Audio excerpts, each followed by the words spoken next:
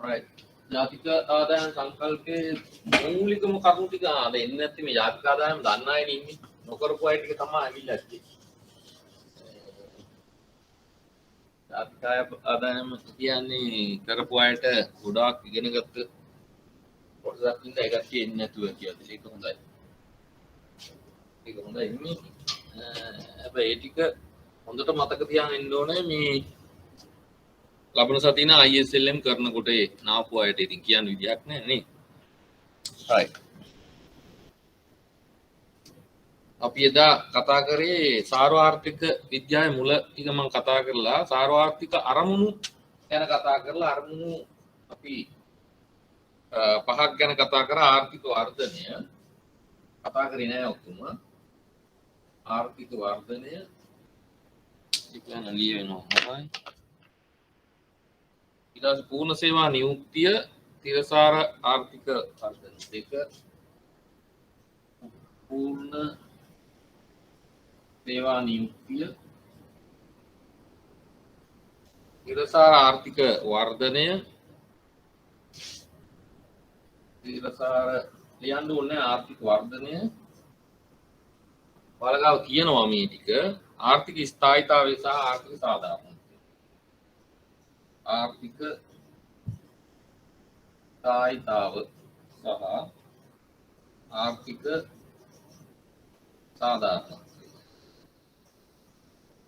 ඇත්තටම සාර්වාර්ථික විද්‍යාවේ තියරි නෙමෙයි මේක අපි සාකච්ඡාවක් හැටියට තමයි යන්න උන ඇත්තේ ටිකක් කතා කරන්න ඕනේ නමුත් දැන් මට ප්‍රශ්නයි උත්තරයි කතා කරේ ඔක්කොම මමනේ කරන්න වෙලා තියෙන කමක් නැහැ අපි එදා ආර්ථික වර්ධනය කියන එක ගැන කතා කරා තමන්ගේ ෆැමිලි එකට ආදේශ කරලා ගෙදර ඉන්න සියලු දෙනාගේම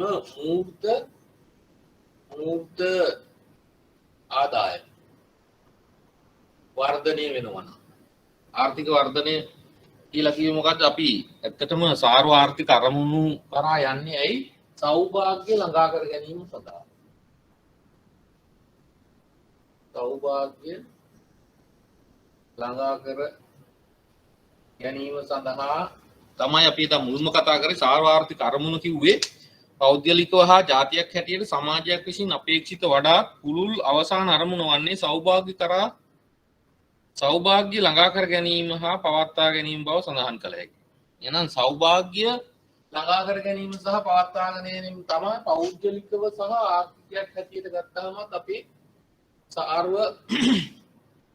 ආර්ථික අරමුණු වෙන්නේ. මේ සෞභාග්‍ය ළඟා කර ගැනීමට බලපාන කරුණු ගැන තමයි අපි මේ කතා කරන්නේ. ආර්ථික වර්ධනයක් ඇති කර ගන්න ඕනේ. ඒ කියන්නේ මූර්ත නිෂ්පාදනය කරන ප්‍රමාණය අපි හිතමුකෝ අපි ඉද කතා කරා මේක ගෙදර හදනවා පුටු කියලා පුටු හදනකොට මේක විතරක් හැටියට ගත්තොත් පළවෙනි මාසේ 5ක් හදනවා දෙවෙනි මාසේ 10ක් හදනවා තුන්වෙනි මාසේ 30ක් හදනවා මෙහෙම හදන පුටු ප්‍රමාණය ක්‍රමයෙන් වර්ධනය වෙනවා. එතකොට අපි කියනවා ආර්ථිකය වර්ධනය වෙනවා කියලා. එහෙනම් රටක් හැටියට ගත්තාම රටක් තුල නිෂ්පාදනය කරන සියලුම භාණ්ඩ හා සේවා තොගේ ප්‍රමාණය ක්‍රමයෙන් වර්ධනය වෙනවා නම් අපි කියනවා මූර්ත ආදායම වර්ධනය වෙනවා. එහෙනම් ගෙදර ඉන්න ඔයාලා විසින් නිෂ්පාදනය කරන එහෙම නැත්නම් නිෂ්පාදිත ප්‍රමාණය වැඩි වෙනවා නම්. හැබැයි මෙහෙම වුණා කියලා බෑ.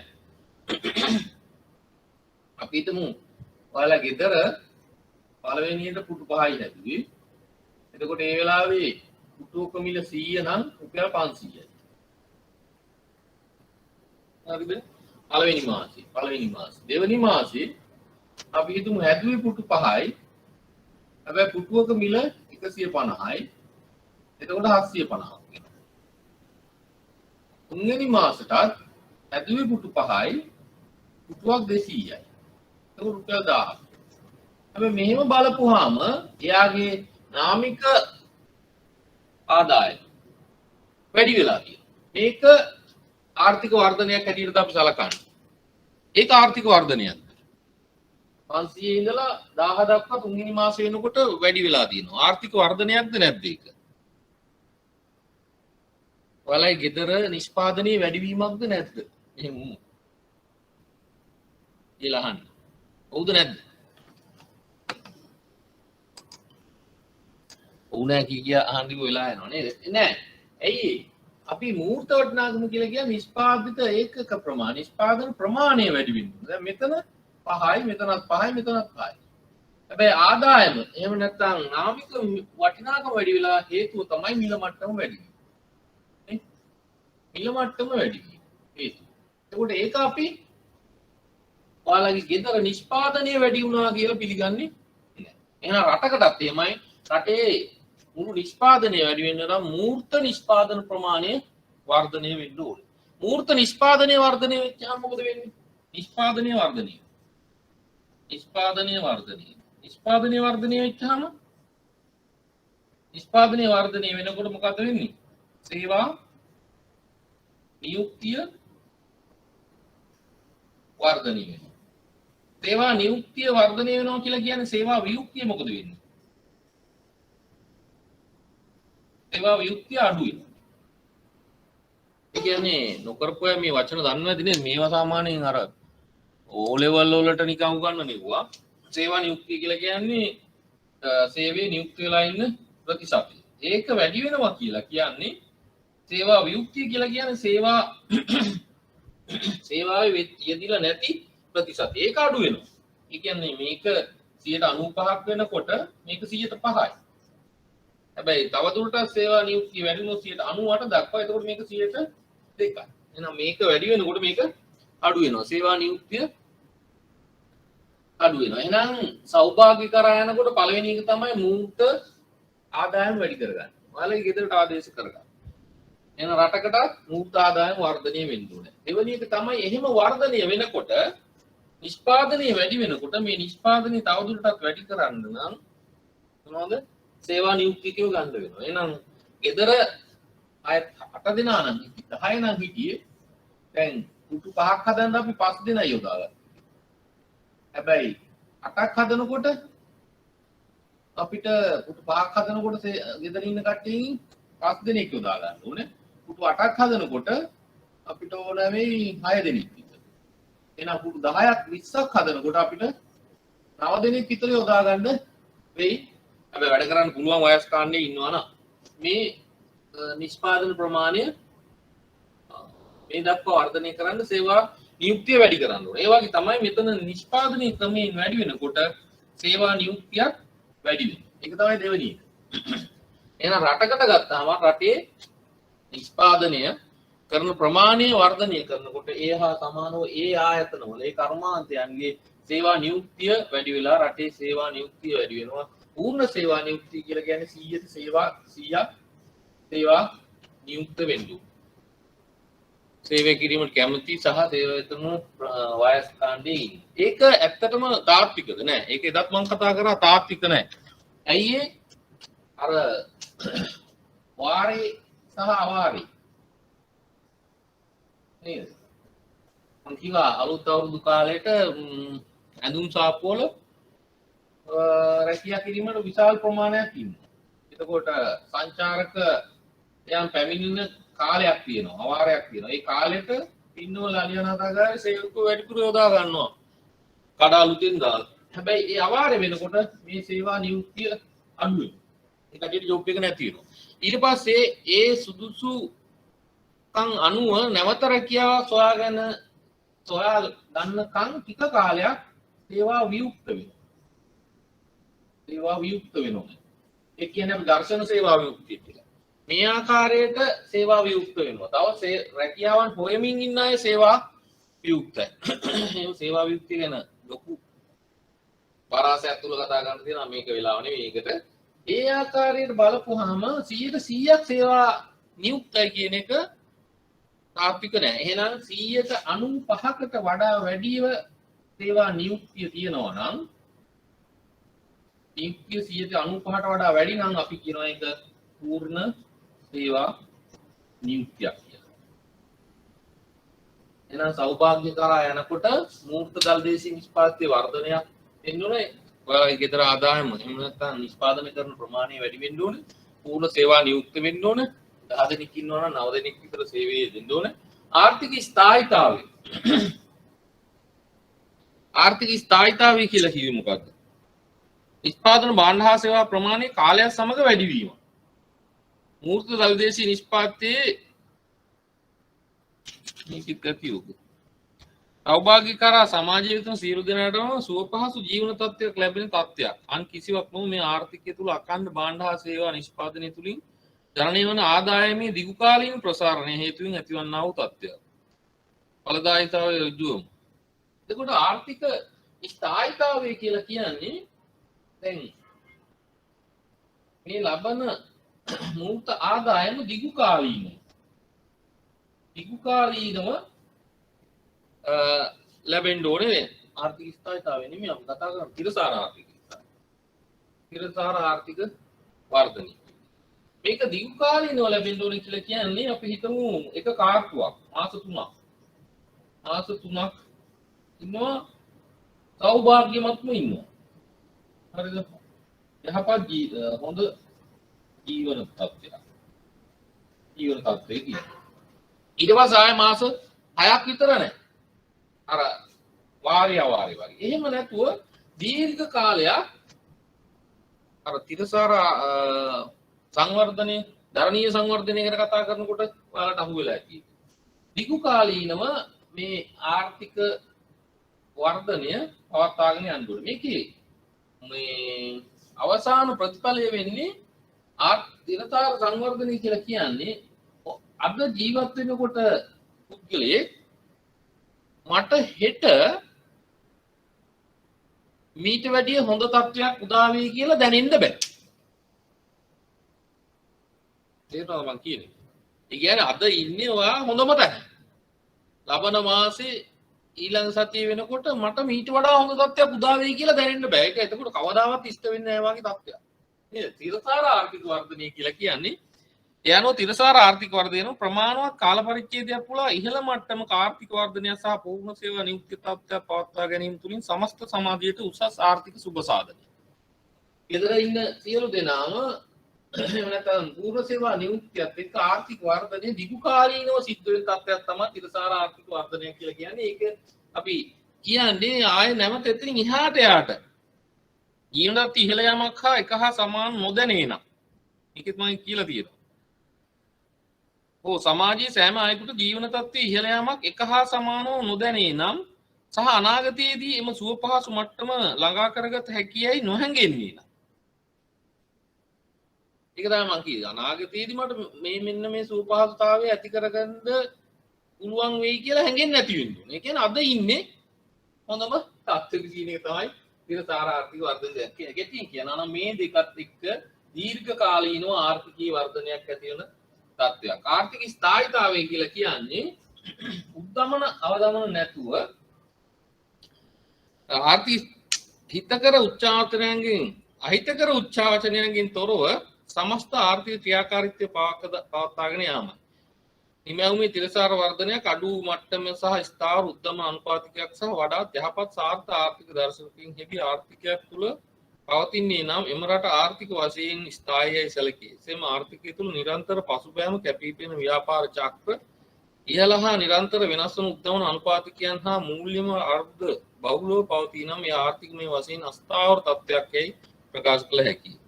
ඒ කියලා කියන්නේ අරක තමයි. නිතරම භාණ්ඩ හා සේවා වල මිල ගණන් ඉහළ යන්නේ ඕ පහළ යන්නේ. නෑ. ඒ කියන්නේ උද්දමන අවදමන තත්ත්වයක් ඇති වෙන්නේ නැහැ. ඒ වගේම ආර්ථික අවපාත සහ උත්පාත ඇති වෙන්නේ නැහැ. එහෙම තත්ත්ව හරි අමාරුයි හොයන්න. ඉතින් එහෙම බලපුවාම ආර්ථිකයේ ස්ථායීතාවය කියලා කියන්නේ තමන්ගේ ගෙදරත් ආදායම එහෙම නැත්නම් ආදායම මත යැපෙනකොට ආදායමින් ගන්න පුළුවන් භාණ්ඩ හා සේවා ප්‍රමාණය විතකදී බොහෝ දුරට ගොඩාක් අඩු වෙන්නේ නැහැ. එහෙම නැත්නම් ගොඩාක් වැඩි වෙන්නේ නැහැ.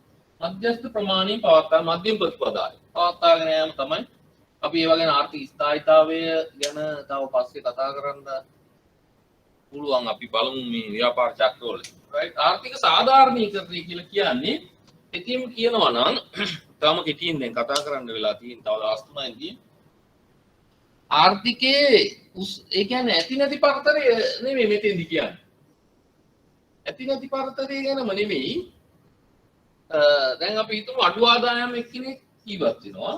වැඩි ආදායම් එක්කෙනෙකුත් ජීවත් වෙනවා. දුප්පත් පොහොසත් කියලා. මේ දෙන්න අතර තියෙන ආදායම් පරතරය සාධාරණ වෙන්න ඕන කියන එක නෙමෙයි මේ කියන්නේ.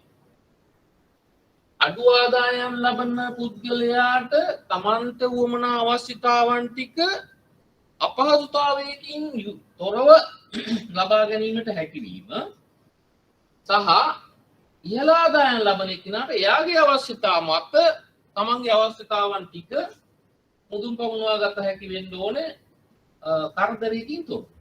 ඒක තමයි සමානාත්මතාවය. මෙයාට ආගම අදහන්න, ආදරය කරන්න, විවාහ වෙන්න ඔය කියන සමාජයේ සමිති සමාගම් වලට සම්බන්ධ වෙන්න එයාට උචිත මට්ටමේ. ඒක එයාට සාධාරණයි. මෙයාට ඕන නම් ඊට වඩා වැඩි සමාජ තලයක ඉඳලා එයාට අතර ආගමක් අදහන්න, සමාජ ජීවත් වෙනකොට රැස්වීම් වලදී සහභාගී වෙන්න එයාගේ මට්ටමට අනුව. එතකොට ඒක ඊට වඩා වෙනස් නේද? ඒ හැම කෙනාට තම තමන්ගේ හැකියාව අනුව සියලු දේවල් කර ගැනීමට බාධාවකින් තොරව හැකියාව පවතිනවා නම් අපි කියනවා එතන සාධාරණත්වය, ආර්ථික සාධාරණත්වය කියලා.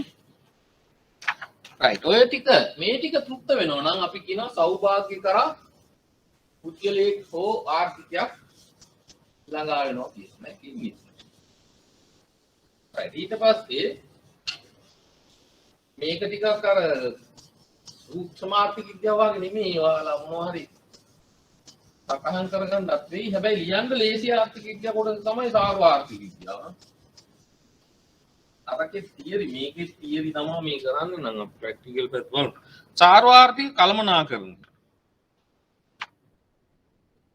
ඇයි ආර්ථිකයක් කළමනාකරණය කළ යුත්තේ? දැන් අපි හිතමු ළමයෙක් ඉන්නවා. හරිද? මොකද හරි හිතුවක්කාරයි. කියන දේ අහන්නෙම. එහෙනම් මේ ළමයා හොඳ මඟට ගන්න නම් මෙයා දෙමව්පියන් විසින් කළමනාකරණය කරන්න. මෙයා කළමනාකරණය කරන්න. එහෙම නැත්නම් හොඳ මාර්ගය යන ඉතා අහිංසක එක්කෙනෙකුට ඉන්න පුළුවන්. එයාට දෙන්නටම දැනුම් තේරුම් තියෙනවා නමුත් මෙයා කියන දේ අහන්න. හරිද? එහෙනම් මේ ඉන්න ළමයා ස්වභාවයෙන්ම කළමනාකරණය වෙනවා. ස්වභාව ධර්මයෙන් ස්වභාවයෙන්ම ධර්මයෙන් ස්වභාවයෙන් හරි පාරියම්. මෙයා යන්නේ නැහැ. මෙයා යන්නේ වැරදිම. අනේ එයා අපිට කළමනාකරණය කරන්න. ආර්ථිකයකුත් එහෙම. ආර්ථිකයක් නිසගයෙන්ම නිසි මඟ යන්නත් පුළුවන්. ඒකට අපි කොහොමද යන්නේ හේතුව අපි කතා කරමු.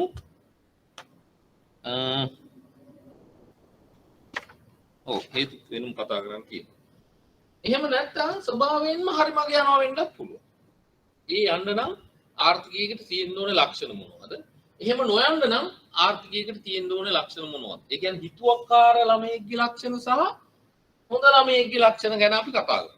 ආර්ථිකයක් අම්ම. එහෙනම් මේ අවසානයේදී මේ දෙන්නම කළමනාකරණය කරන්න වෙනවා.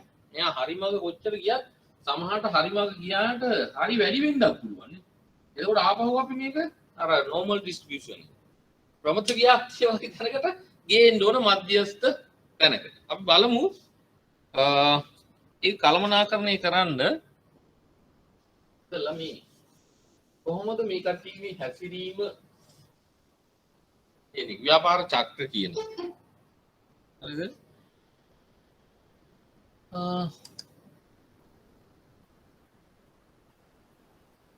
ව්‍යාපාර චක්‍ර මේ හැසිරීම ගැන අපි කතා කරන්න යන්නේ. තාමත් කෙටියෙන් කතා කරමු. ඔයාලා කතා කරලා තියෙන දේවල්. දැන් ජීවෙන්නේ ඔයාලා තේින්නේ නැතුවද මම ලියන්නේ.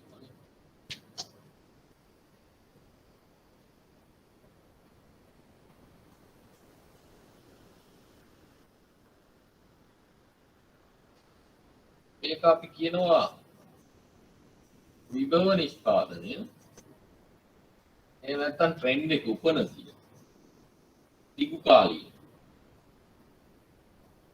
කාලීන උපන මේ පැත්තේ කාලය තියෙන්නේ මේ පැත්තේ නිෂ්පාදනය හරි දල දේශීය නිෂ්පාදනය දල දේශීය නිෂ්පාදනය මොකක්ද දන්නේ නැහැ අපි දැනට මොකක්ද කතා කරන්නේ එහෙමනම් ව්‍යාපාර චක්‍රයකදී අපි කතා කරනවා දෙකක් ගැන. බලන්න දීලා තියෙන්නේ දිගු කාලීන පැවැත්ම සහ කෙටි කාලීන ඇත්තටම ආර්ථිකය හැසිරෙන්නේ කොහොමද? මේ ව්‍යාපාර චක්‍රයෙන් කරන්නේ මොකක්ද? කාලයත් එක්ක හරිද වසර කාර්තු ආදී වශයෙන් කාලය මෙහෙම වෙනස් වෙගෙන යනකොට දලදේශීය මූර්ත දලදේශීය නිෂ්පාදක ප්‍රමාණය මූර්ත දලදේශීය කියන්නේ නිෂ්පාදිත ඒක ප්‍රමාණය වර්ධනය වෙන්නේ කොහොමද? ආකාර දෙකකින්. මොකද්ද? එකක් තමයි දිගු කාලීන වර්ධනය කොහොමද? ඊට අමතරව කෙටි කාලයේදී කොහොමද මේක ඇත්තටම හැසිරෙන්නේ? ඒ කොහොමද හොයාගන්නේ? අපි කාල ශ්‍රේණි දත්ත අපි හිතමු අවුරුදු 10 කිව්වා. 2010 ඉඳලා 2020 වෙනකම් ආර්ථික වශයෙන් අපි ගත්තොත් 2010 1 2 3 4 ඔන්න කාර්ය. ඔය ආදි වශයෙන් කොහොම ගිහිල්ලා 2020 1 2 3 4 කාර්ය 4. අත්තම මේ හැම එකකටම දේශීය මේ කාර්තුවට දැන් ඔයාලා බලන්න ඕන මහ බැංකු වාර්තාව බලුවත් පේනවා මේවා මේ කාර්තු වශයෙන් දල දේශීය නිෂ්පාදනය තියෙනවා.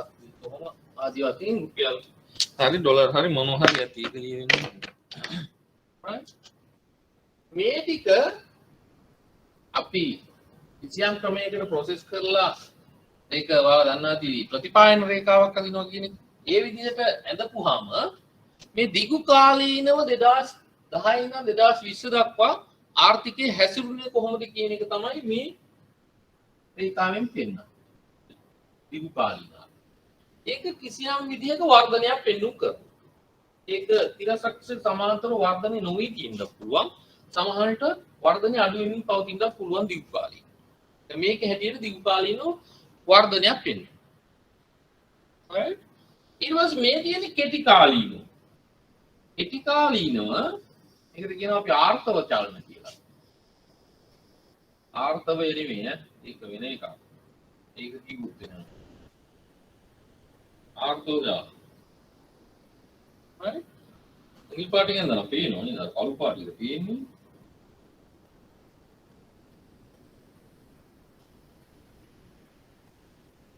හරිද? දැන් මෙහෙම ගත්තාම සමහර තැන්වලදී අපි හිතමු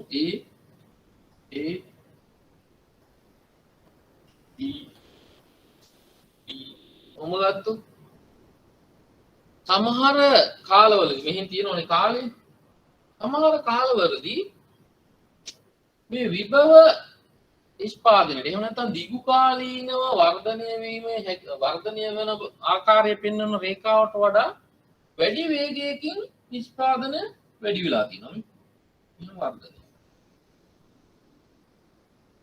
ඊට පස්සේ ඒක උපරිම වෙලා තියෙනවා. ඊට පස්සේ මොකද වෙලා තියෙන්නේ? ආයෙත් අඩු වෙලා තියෙනවා. අඩු වෙලා අවම වෙලා තියෙනවා. ඊට පස්සේ ආයෙ වර්ධනය වෙන්න පටන් ගන්නවා. ප්‍රසාරණාත්මක අවධිය නිෂ්පාදනය. ඊට පස්සේ ආයෙ උපරිම වෙනවා. ඊට පස්සේ ආයෙ සංකෝචනාත්මකව ගමන් කරනවා ආර්ථිකය. ඒකට අපි කියන ආය අවම ලක්ෂයක්. මේ විදිහට තමයි ආර්ථිකයක් කෙටි කාලීනව වෙනස් වීම වලට භාජනය වෙමින් ගමන් කරනවා කාර්තුකව හෝ මාසිකව හෝ ගත්ත දත්ත අනුව. එහෙම හැසිරෙන එකක අවස්ථා මම මේකේ 6ක් විතර දිනවා මම ඒවා වෙනම බලා ගන්න ඔයාලා. මෙතන අපි මෙතනින් යමු. මෙතනින් ඉඳලා මෙතෙන්ද යන කයල්ල අපි මොකද්ද කියන්නේ? එතන අපි B කියමු. මේ B ඉඳලා A දක්වා ගමන් කරන එක මොකක්ද කියන්නේ? ආර්ථිකය ප්‍රසාරණය.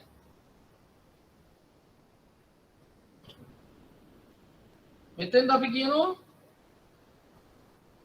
මොකක්ද කියන්නේ? ආර්ථික චිකරය. එහෙම නැත්නම්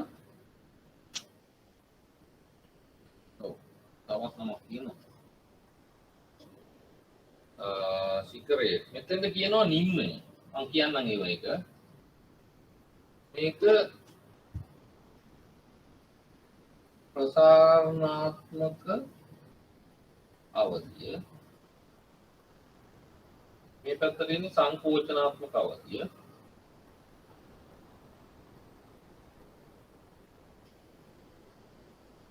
ඒක ආපහු ශිඛරයක්.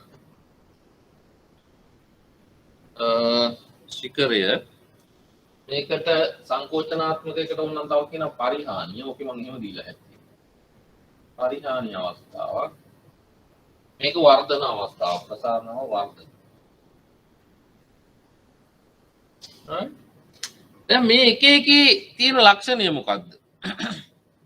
එතෙන්දී අපි ප්‍රතිපාක්ෂ කියලා කියනවා. දැන් A ඉඳලා B දක්වා යනකොට ආර්ථිකය ප්‍රසාරණය වෙනවා කියලා කියන්නේ. ඊට ඉස්සෙල්ලා මේ පැත්ත ගමු. මේක නැත්තම් මේ ප්‍රසාරණය වෙන පැත්ත මෙතෙන්දි ගමු. ඒක හොඳයි මොකද ඉස්සෙල්ලා අඩු වෙන පැත්ත විතරක් කතා කරලා එතකොට ඔයාලට තේරෙයි ඇයි එහෙම කතා කරේ කියලා. දැන් අපි හිතමු මෙන්න මෙතෙන්දී ආර්ථිකයේ විභව නිෂ්පාදන මට්ටමට වඩා වැඩි ප්‍රමාණයක් මෙතෙන්දී නිෂ්පාදනය වෙනවා. ධනාතිරික්තය. හරිද? මේ උපරිම අවස්ථාවේ. ඊට පස්සේ මේ ආර්ථිකය සංකෝචනය වෙන්න පටන් ගන්නවා මේ. දැන් මේ කාලේ වගේ. ආර්ථුවක් මාස 3ක් මාස 4ක් ආදි වශයෙන් ඊට වැඩි දැන් නම් යන කාලේ. මේ යන විදිය. මේ උච්චතම අවස්ථාවේ ඉඳලා ආර්ථිකය පසුබෑමට ලක් වෙන්න පටන් ගන්නවා. ආර්ථිකයක් පසුබාන්න හේතු වෙන්නේ මොනවද? ආර්ථිකයක් පසුබානවා කියලා කියන්නේ GDP එක අඩු වෙනවා. GDP කියලා දන්නේ දල දේශීය නිෂ්පාදනය.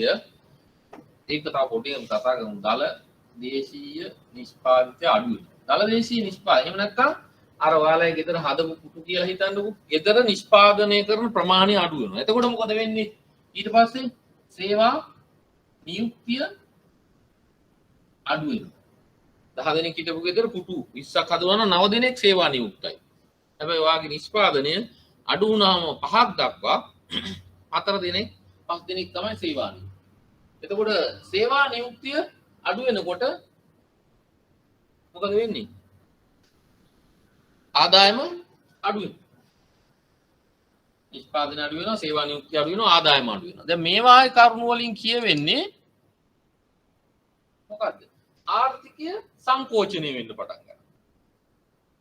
දැන් එහෙම සංකෝචනය වෙලා මේ විභව මට්ටමකට පල්ලෙහාට එනකොට මෙහෙම දැන් මෙහෙම යන්න දුන්නොත් ආර්ථිකය කඩාන යනවා. මේ හරියට එනකොට මොකද්ද රජය කරන්නේ? මෙතෙන්දී ප්‍රසාරණාත්මක ප්‍රතිපත්ති හඳුන්වනවා. ආර්ථිකයේ ප්‍රසාරණාත්මක ප්‍රතිපත්ති. ඒකේ ප්‍රතිපත්තිය අපි ප්‍රසාරණාත්මක ප්‍රතිපත්ති ගැන පස්සේ කතා කරමු. මූල්‍ය ප්‍රතිපත්තිය, රාජ්‍ය මූල්‍ය ප්‍රතිපත්තිය, කෘෂිකාර්මික ප්‍රතිපත්තිය, කාර්මික ප්‍රතිපත්තිය වෙලා තියෙන හැටියට බලමු. ප්‍රසාරණාත්මක ප්‍රතිපත්ති හඳුන්වා දෙනවා මෙන්න මේ හරිය. දල වශයෙන් මොනවද කරන්නේ? පොලි අනුපාතිකය අඩු කරනවා, බදු අඩු කරනවා, ඔය වගේ. ඒ වගේ දේවල් කරපුවා මිනිස්සු අතේ ආයෝජනයේට මුදල් නැති වෙලා ආයෝජනය වැඩි වෙලා දේශීය නිෂ්පාදනය වැඩි වෙනවා. ඒකයි සාර්වත්‍රික විද්‍යාව කියලා කියන්නේ. ඉතින් එකට එක සම්බන්ධයි. ඒකින්ද පොඩි දැනුමක් හරි මුල තිබිලා තියෙන්න ඕනේ. හරි.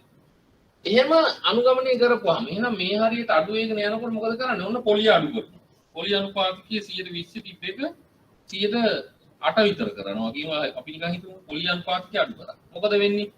පොලිය අනුපාතිකය අඩු කරපුවාම ඔයාලා දන්නවා අර සංචිත අනුපාතිකය එතකොට පොලි අනුපාතිකය අඩු වැඩි කිරීම තුලින් මුදල් මැවීමේ හැකියාව වැඩි කරන්න පුළුවන් නේ. ඊට පස්සේ ඔයාලා ලබන අවුරුද්දේ ඩිප්ලෝමා එකේදී ඒවා වැඩි දුර ඉගෙන ගනි මොනිටරි ඉකොනොමික්ස් වලට. නමුත් ඒ ලෙවල් වලට කරලා තියෙනවනේ.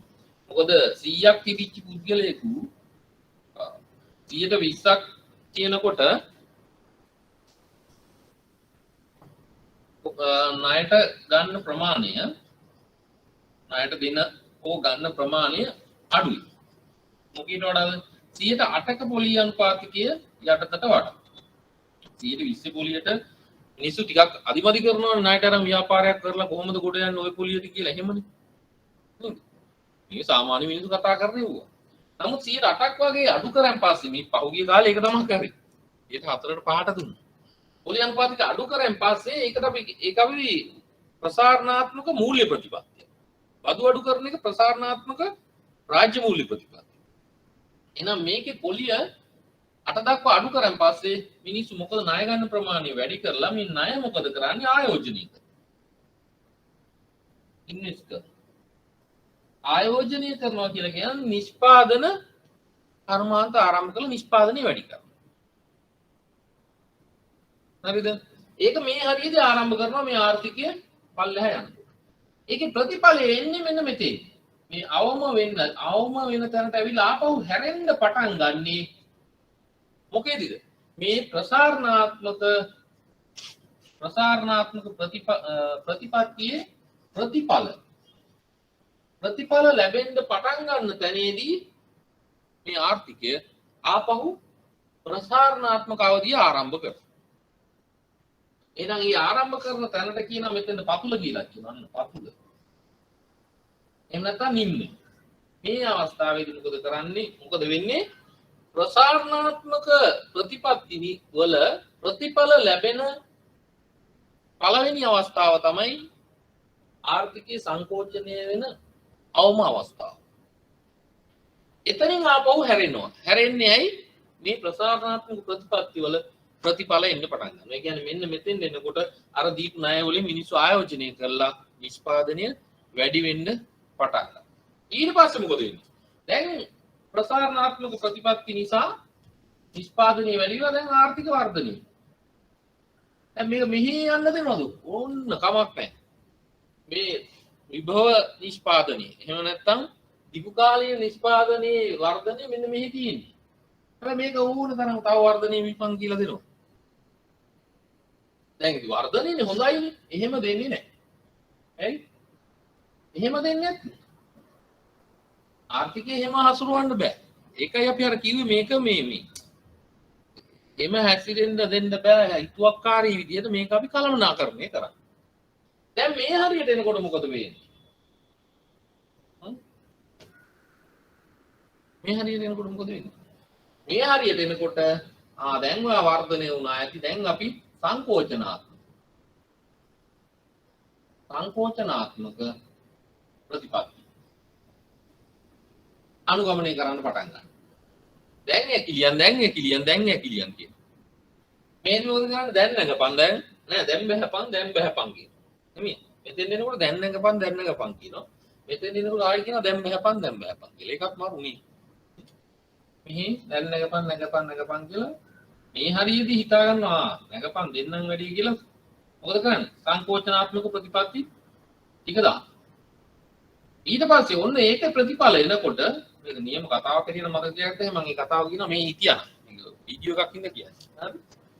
මෙතෙන් ආවම දැන් කියනවා දැන් බහපන් දැන් ඇති කියලා. හරි. දැන් ආපහු මේ නැගගෙන යනකොට එහෙම නැගගෙන ගිහිල්ලා නිෂ්පාදනයේ ඕනකට අපි හිතනවට වඩා ඉහළ එක දිගට යන්න ගියොත් මොකද වෙන්නේ? නිෂ්පාදනයේ වැඩි වෙලා ආදායම වැඩි වෙලා ආදායම තුලින් ලැබෙන මුදල් නිසා සමස්ත ඉල්ලුම වැඩි වෙලා සමහර ඉල්ලුම කියලා කියනවා ආපහු උද්දමනකාරී තත්ත්වයක් ඇති වෙලා ලොකු කතා ආයෙ එන්න පුළුවන්. ඒවා පස්සේ කතා කරමු. වෙලා තියෙන හැටි උද්දමනය වෙලිච්චාම මොකද ඉතුරු කරන අයට නිෂ්පාදකීන්ට එහෙම තියෙනවා. ඒක නිසා මේ අවස්ථාව වෙනකොට ඔන්න සංකෝචනාත්මක ප්‍රතිපත්ති අනුගමනය කරනවා. ඒ කියන්නේ ආය පොලි අනුපාතිකයේ 120 කරනවා.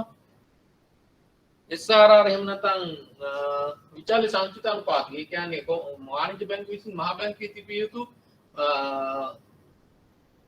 ප්‍රමාණය ප්‍රතිශතය වැඩි කරනවා. ඒවා දන්නවා. ඒ ආදී වශයෙන් සංකෝචනාත්මක ප්‍රතිපත්ති අනුගමනය කරනවා. 108 ගානේ රුපියල් 30000ක් ණයට ගත්තා නම් 120 කරන් පස්සේ 50000යි ණය ගන්න. දැන් මොකද වෙන්නේ? එහෙනම් අන්න ආයෝජන මට්ටම අඩු වෙලා නිෂ්පාදනය ආපහු අඩු කරන්න තමයි මේ ප්‍රතිපත්තිය ගත්තේ. දැන් මෙතෙන් ආවට පස්සේ ඔන්න මෙහි ගත්ත ප්‍රතිඵල පේන්න ගන්න. සාමාන්‍යයෙන් එහෙම නෙවෙන්නේ නේ. මෙහෙදි කරපු දේවල් ප්‍රතිඵල පේන්නේ ටිකක් පස්සේ. ඒ මරු කතා. මෙහි කරපුවා මෙහෙදි තමයි පේන්නේ. ඔන්න පේන්න ගන්න කොතෙන්ද? මෙන්න මේ සංකෝචනාත්මක ප්‍රතිපත්තියේ ප්‍රතිඵල එන්න ගන්න දවස් තමයි මෙන්න මෙතන. චිකරය එහෙම නැත්නම් උච්චතම අවස්ථාව. ඒ අවස්ථාවෙන් පස්සේ ඔන්න ප්‍රතිඵලෙ පේනවා. දැන් මොකද වෙන්නේ? ආපහු සංකෝචනීය වෙන්න පටන් ගන්නවා. සංකෝචනය වෙලා මේ හරියට එනකොට ආපහු මොකද කරන්නේ? ඉවරයක් නැහැ. ආය ප්‍රසාරණාත්මක ප්‍රතිපත්ති අනුගමනය කරනවා. දැන් ඒකින්ද මේක ඇත්තටම මේ විභව නිෂ්පාදන මට්ටම ළඟ එන්න මෙහෙම ගෙනියන්න පුළුවන් නම් තමයි හොඳ. ගොඩාක් ඉහළ පහළ නොදී මේක ආසන්නයෙන් ගෙනියන්න තමයි හොඳ. ඒක සඳහා තමයි ආර්ථික ප්‍රතිපත්ති සහ මූල්‍ය ප්‍රතිපත්ති සහ ෆිස්කල් ප්‍රතිපත්ති කුෂිකාර්ග සියලු ප්‍රතිපත්ති භාවිතා කරලා මේකේ ප්‍රසාරණාත්මක සහ සංකෝචනාත්මක ප්‍රතිපත්ති අනුගමනය කරලා මේ දිගුකාලීන වර්ධනය ළඟ ඒක ඔයාලා විසිරි තිත් සටහන් කියන එක ඇඳලා බලුවොත් පුළුවන් මේ මැද රේඛාව ප්‍රතිපායන රේඛාව ඒක වටේ මෙහෙම කොහොමද ඒවා ගණනය කරලා බලන්න පුළුවන් විවිධ ටෙස්ට් තියෙනවා දැන් නම් සංඛ්‍යාන වලින් ඒවා පස්සේ කරන්න. එහෙමනම් මේ ව්‍යාපාර චක්‍රයක හැසිරීම ඔය ආකාරයි. දැන් මට කියන්න මෙතන විභව නිෂ්පාදන මට්ටම. මෙතන සත්‍ය නිෂ්පාදන මට්ටම. එහෙමනම් මෙන්න මේ ටික ධන අතිරික්තය. මෙතන විභව මෙතන මේ ටික ඍණ අතිරික්තය.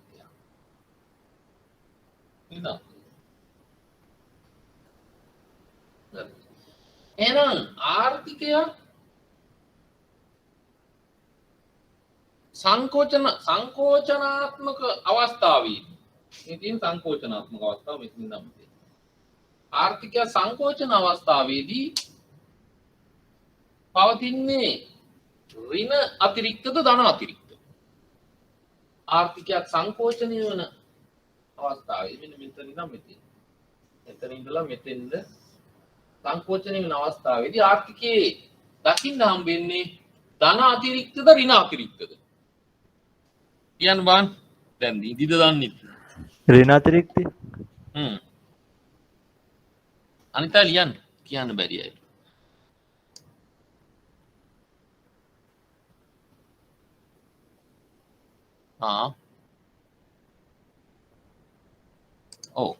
ඔව් දෙකම පවතිනවා පුතේ. දැන් මෙතන ඉඳලා මේ දක්වා එනකන් ධන අතිරික්තයක් ඒක කියලා තිබ්බා. මෙතන ඉඳලා මේ දක්වා එනකන් ඍණ අතිරික්තය. ඔයාලා ඉරි ගහනෙවට එහෙම ආවොත් බැරි වෙලා ඒක මොකක්ද කියන්නේ.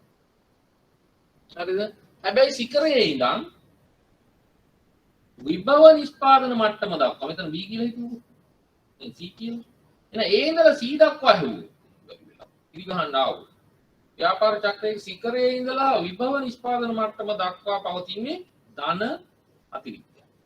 විභව නිෂ්පාදනයේ ඉඳලා නිම්නය දක්වා පතුල දක්වා පවතින්නේ ඍණ අතිරික්තයක් මේ. හරිද? ඒක පැහැදිලි ඇති කියලා හිතනවා. එහෙනම් ප්‍රසාරණාත්මක සංකෝචනාත්මක ප්‍රතිපත්ති මම නිකන් ඔය කිව්වා ඒ වුණාට ඒ වචනයක් පාසා මතක තියාගන්න අපි කරන්න ඒ ටිකට වෙලා ඊට මම ගන්න. තව දවස් 3කින් අපි බලමු පුළුවන් තරම් කරන්න. කොහොමද ලබන මේ සතිය මේ පාඩම ඉවරුණත් නැත්නම් ලබන සතිය ISL එන්න මම පටන් ගන්නවා. ඒක අත්‍යවශ්‍යම පාඩමක් නිසා. ජාතකාදාන මෙච්චර ඔයාලා දන්න දේවල් ඒකේ තියෙන එක නිකම් උදේ යන්න පුළුවන් පාඩමක්. right ව්‍යාපාර චක්‍ර කළමනාකරණය කිරීම. හරිද? මාර කීවේ ව්‍යාපාර චක්‍ර කළමනාකරණය කරනවා කියන්නේ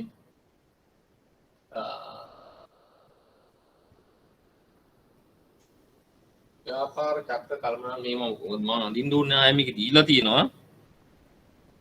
ස්වභාවයෙන්ම යථා තත්ත්වයටපත් වෙන. එහෙනම් මේක ස්වභාවයෙන්ම යථා තත්ත්වයට. එහෙම නැහැ. අර කී ව්‍යාපාර ළමයෙක් ඉන්නවා මේ කල්පනාකරණය අපි ව්‍යාපාර චක්‍ර නෙමෙයි. ව්‍යාපාර චක්‍ර. ඒක ළමයෙක් කියලා හිතමුකෝ. කෙනෙක් ඉන්නවා ස්වභාවයෙන්ම හිතපු තැනට එනවා. ඒ කියන්නේ දඟ කරලා ආය ස්වභාවයෙන්ම යා හොඳ වෙනවා. මෙයා සදාකාලිකවම දඟ නැහැ. දඟ කරත් මෙයා යථා තත්ත්වයටපත් වෙනවා. මෙයාත් දඟ කරනවා හැබැයි ඌ ස්වභාවයෙන් ආපහු වෙන්නේ නැහැ. උපදේශ දීලා ගහලා බැනලා කරලා තමයි ආපහු යථා තත්ත්වයටපත් කරගන්නේ. ස්වභාවයෙන් යථා තත්ත්වයටපත් වෙන උන්ගේ මොනවද තියෙන ලක්ෂණ? මේක ස්ථාවරයි. ආර්ථිකයක් ආර්ථිකී ස්ථාවරයි. ඒ කියන්නේ ඉහළ පහළ යන්නේ නැහැ. මේක ඊට වඩා අස්ථාවරයි. හරිද? ආර්ථිකයේ ස්වභාවයෙන්ම හොඳ ස්ථාවර ආර්ථිකයක් නම් දලදේශීය නිෂ්පාදනය හොඳ මට්ටමක පවතින පූර්ණ සේවා නියුක්තිය තියෙන ආදායම වැඩි ඒක පුද්ගල ආදායම වැඩි ආර්ථිකයක් නම් පොඩි ඇල හැප්පීම් වුණත් අර ඉස්සගෙම මොකද්ද ප්‍රසාරණාත්මක අවධියට ගියත් ප්‍රසාරණාත්මක වුණත් සංකෝචනාත්මක වුණත් ආපහු මෙන්න මෙයා ළඟට හිමීහිට ගමන් කරනවා. මම දෙක කිනා ළඟට. ඒක තමයි ස්වභාවයෙන්ම යථා තත්ත්වයටපත් වෙනවා කියන්නේ. හරිද? ඒ ආර්ථිකයේ හොඳ ස්ථාවරත්වයක් තියෙන. එහෙම නැති අය එහෙම වෙන්නේ නැහැ. අනපේක්ෂිත කම්පන අවශෝෂණය කරගන්න බැයි නම් ඒක පාරට ඇති වෙන සැපියුම් කම්පන ඉල්ලුම් කම්පන අවශෝෂණය කරගන්න බැරි. අවශෝෂණය කරගත හැකි නම් අවශෝෂණය කරගන්න පුළුවන් නම් මේ ස්වභාවයෙන් එන ව්‍යසන එහෙම නැත්නම් අවපාත උත්පාත එයා ස්වභාවයෙන්ම යථා තත්ත්වයටපත් වෙනවා. එහෙම නැති අය අපි කළමනාකරණය කරන්න ඕනේ. ඒ ආදි වශයෙන් මේ ස්වභාවයෙන්ම යථා තත්ත්වයටපත් වෙන කරුණු ටික මම වෙනම ආයෙ දීලා දිනවා. කම්පැනිෙන් විශාල පාලනය කරගත හැකි බැවින් අභ්‍යන්තරව බාහිරව ඇති වෙන ඕනෑම අහිතකර බලපෑමක් වළක්වා ලාන්න පුළුවන් මේ ස්වභාවයෙන් යථා තත්ත්වයටපත් වෙන ව්‍යාපාර චක්‍ර. හරිද? එහෙම නැති වඩත් කරුණු කීපයක් මම දීලා තියෙනවා. ඊට පස්සේ බලමු ඒ ටික නිකන් බලා ගන්න. ඒකට යන වෙලාව වැඩි මම කීවේ සාර්වාර්ථික විද්‍යාව පරිවාර ගන්න නම් පුළුවන් ඕයි කොහේ හරි. එහෙම හරියන්නේ නැහැ නේ වෙලා නැහැ. සාර්වාර්ථික ප්‍රතිපත්ති. හරිද? සාර්වාර්ථික ප්‍රතිපත්ති.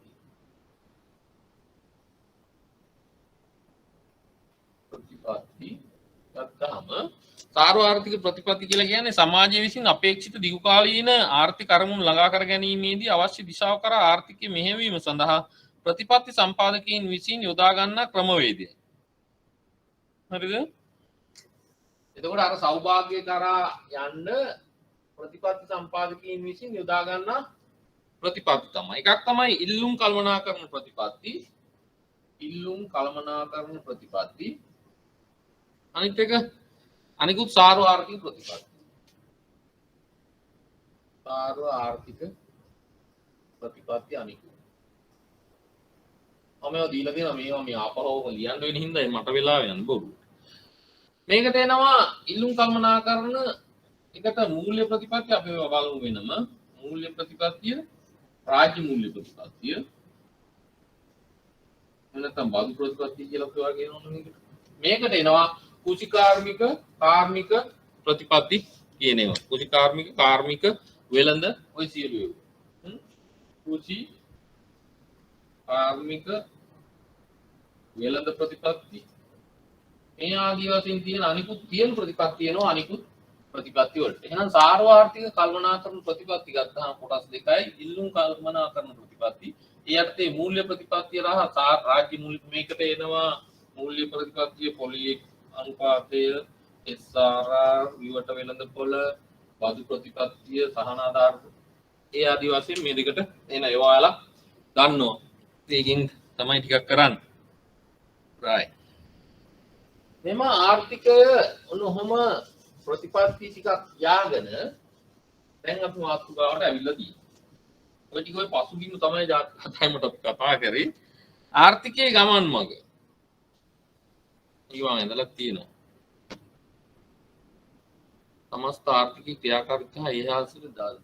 ආර්ථිකයේ ගමන් මඟ. ආර්ථිකයේ ගමන් මඟ ගමු. ඇත්තටම හිමින් කාණ තිබා මාත් හරි කැමති ගමන් මඟ. ආර්ථිකය දෙපැත්තකට ගමන් කරන්න පුළුවන් අපි කියපු විදිහට. වර්ධනාත්මකව නිවැරදි දිශාවට. වර්ධනාත්මකව නිවැරදි දිශාවට. සංකෝචනාත්මකව නිවැරදි නොවන දිශාවට. එන ආර්ථිකයක් වර්ධනය වෙලා වර්ධනය වෙමින් හිමින් අර ළමයක් හැදෙනවා වගේ වර්ධනය වෙමින් හිමීට හොඳ පැත්තට යනවා වෙන්න පුළුවන්. සමහර විට මොකක් හරි අභ්‍යන්තර රෝගයක් නිසා ළමේ අර වර්ධනයට වඩා අඩු වේගන යනවා වෙන්න පුළුවන්. එහෙම තමයි මේ ආර්ථික දෙක. එන එකක් තමයි ආර්ථිකයේ ගමන් මඟ දෙපැත්තකට තියෙනවා. මොකද්ද? වර්ධනය වෙමින් යහපත් දිශාවට ගමන් කරන්න. අනිත් එක තමයි එහෙම වර්ධනය නොවි අයහපත් දිශාවට ගමන් කරන්න පුළුවන්. මේ දෙක බලන්න ඉන්නවා මොනුන්ද ඉන්නේ? ප්‍රතිපත්ති සම්පාදක. ඔයාලා තමයි දැන් ඊට පස්සේ මේකට ඉන්නේ. ප්‍රතිපත්ති සම්පාදකකින් ඉන්නවා. මොකද්ද? මෙන්න මේ දෙක බලන් ඉන්නවා. මොනවද බලන් ඉන්නේ? ආර්ථිකය හොඳ පැත්තට යනවද? ආර්ථිකය නරක පැත්තට යනවද? කවුද බලන් ඉන්නේ? අනාගත ඔයාලා. වෙන්න ප්‍රතිපත්ති සම්පාදකය තමයි දැන් මේ අහගෙන ඉන්නේ. දැන් මෙහෙම බලාගෙන ඉන්නකොට මොකද වෙන්නේ? ඉන්නකොට වෙනවද? නෑ. මෙහෙම බලාගෙන ඉන්නකොට මෙයාලට පේනවා සමහර එක්ක වර්ධනය වෙනවා. පේනවා. එක්ක සංකෝචනය වෙනවා. දැන් වර්ධනය වෙනවද සංකෝචනය වෙනවද කියලා එදරදි පුළුවන් බලන්න. වර්ධනය වෙනවද සංකෝචනය වෙනවද කියලා. ඒක හරි. දැන් ආර්ථිකයක් වර්ධනය වෙනවද සංකෝචනය වෙනවද කියලා මේ ප්‍රතිපත්ති සම්පාදකයන් මොකෙන්ද බලන්නේ? එන්නේ එතරම් ප්‍රශ්නේ තියෙන්නේ. දැන් ආර්ථිකයක් වර්ධනය වෙනවද සංකෝචනය වෙනවද කියලා බලන්නේ මොකෙන්ද? බලන්නේ? අන්න ඒකට අපි ගණනය කරලා බලන්න ඕනේ ජාතික ආදායම.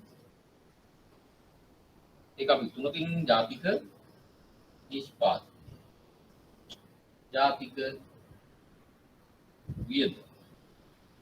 මේක ජාතික හෝ දේශීය ඒවා තේරෙයි මේ නොකරපු අයට මොකක්ද කියලා. එහෙනම් දල මේවා දල ඔක්කොම වෙළඳ බිලට අනික එහෙම ගොඩක් දේවල් අපි කතා කරන්න යන්නේ නැහැ. මේවා ඒ දේවල් වලට සූක්ෂම විදිහට කතා කරලා ඇති. දල සුද්ධ ඒවා මම මෙහිදී කතා කරන්නේ නැහැ. ඇත්තටම මේවා කරන්නත් ඕනේ නැහැ. මේ නොකරපු අය ඉන්න හින්දා තමයි චුට්ටක් හරි කරන්නේ. නැත්තම් මේවා දන්නවා කියලා හිතලා තමයි මට ISLM වලින්ම තමයි මේක පටන් ගන්න තියෙන්නේ. නමුත් නම් මම මේ කියන්නේ. එහෙමනම් මේ ආර්ථිකයේ ගමන් මල හොඳද නරකද කියලා ළමයා වගේ තමයි හොඳ පැත්තට යනවා නරක පැත්තට යනවාද කියලා බලන්න තියෙන දර්ශක ටික තමයි මේ GDP කියලා කියන්නේ. gross domestic product.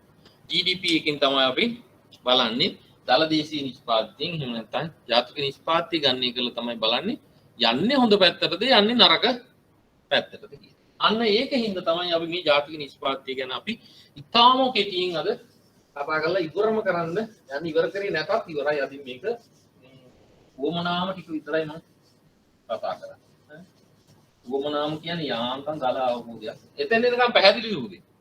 ඇයි දැන් අපි මේ ජලදේශීය නිෂ්පාද්‍ය ගණනය කරන්නේ? ඔන්න ඔය ටික තමයි ඇත්තටම වැදගත්. ඒ ටික පැහැදිලි නේ. පැහැදිලි කියලා හිතනවා. බලන්න වෙලාවකුත් නැහැ. right? දැන් ආර්ථිකයේ ඔයාලගේ මේකේ කියන ආර්ථිකයේ ප්‍රධාන ක්‍රියාකාරී අංශ. දැන් අපි දලදේශීය නිෂ්පාද්‍ය, ජාතික නිෂ්පාද්‍ය ගණනය කරන්න තමයි යන්නේ. හරිද? එතකොට තියෙනවා රූප සටහනකුත් එක්ක මට කියන්න ලියන්න බලන්න ඔය තුනද? රූප සටහන වල තියෙනවා ආර්ථිකයේ ප්‍රධාන ක්‍රියාකාරී අංශ තුනක්. මොනවද මේකේ තියෙන්නේ? කියන්න පුළුවන්, ලියන්න පුළුවන්ද කාට හරි? මොනවද ප්‍රධාන අංශ තුන?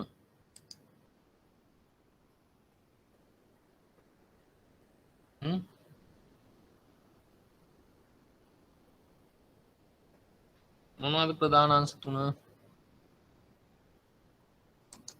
එකක් පරිභෝජනය ලිවර්. ඊට පස්සේ දෙක නිෂ්පාදනය, තුන බෙදා හැරීම.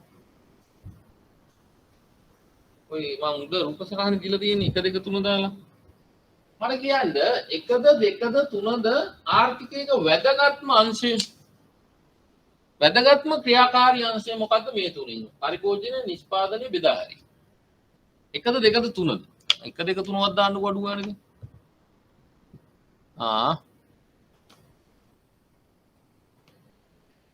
එක්කෙනෙක් කිව්වා දැන් 1 2 3 දාන්න එච්චරලා යන්න බෑ.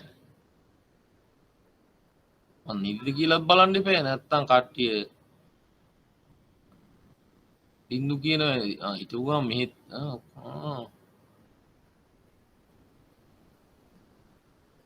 එහෙමද? නෑ. එක ඕනෑම තැනකකින් වෙන්නේ පාරිභෝගිකය. පළවෙනිය තමයි ඒකේ පාරිභෝජනය නැත්නම් මොකටද නිෂ්පාදනය කරන්නේ? නේ? ඒකෝර ප්‍රශ්න කියනවා කිකිලි දාවේ බිත්තරේ ඉස්සල්ලා ආවේ කියලාද? එහෙම නෙමෙයි. පාරිභෝගිකය ඉල්ලුවේ නැත්නම් අර ඔය මස් කනකොට එහෙමත් කියන්නේ සමහර අය. සත්තු මරන්නේ නැහැනේ මස් කන්නේ නැත්තම්. මේවා තමයි ඇත්තටම මේ කියන්නේ බලපුවම නේ. ඉල්ලුවේ නැත්තම් මරන්නේ නැහැනේ කියලා කියනව නේද ගෙවල් වල. මේ බලපුවම මේ ආර්ථික විද්‍යාව කියලා තියෙනවා. හරි. right? දැන් අපි බලමු එහෙනම් පාරිභෝගිකයා තමයි ප්‍රධාන. ඒක මම නිකන් අර ඔයාලට උවමනා වෙයි කියලා කිව්වා. එහෙනම් ආර්ථිකයක් ගැන කතා කරද්දී අපි අංශ 4ක් ගැන වචන 3කින් විතර කතා කරනවා. එකක් තමයි කුටුම්බාංශය, දෙක ආයතනාංශය, නැත්නම් ව්‍යාපාරාංශය, තුන රාජ්‍යය, හතර බාහිරාංශය. බාහිර අංශය එහෙම නැත්නම් විදේශ අංශය. ඒ ඔයාලා නෝට් එක පොඩ්ඩක් කියව ගන්න ඕන තරම් පොත්වල තියෙන පොඩි දෙයක්. කුටුම්බාංශය කියලා කියන්නේ පරිභෝජනය සඳහා සැකසී ඇති කුඩාම එකකය. ඒ කියන්නේ ඔයාගේ පවුල වගේ. ඔයාලා ගෙදර පවුල ගත්තාම පරිභෝජනය සඳහා සැකසී සිටින කුඩාම ඒකකය තමයි හවුස්හෝල්ඩ් කියලා කියන්නේ. කුටුම්බ අංශය කියලා කියන්නේ. මෙයාලට තමයි නිෂ්පාදන සාධකවල හිමිකාරී.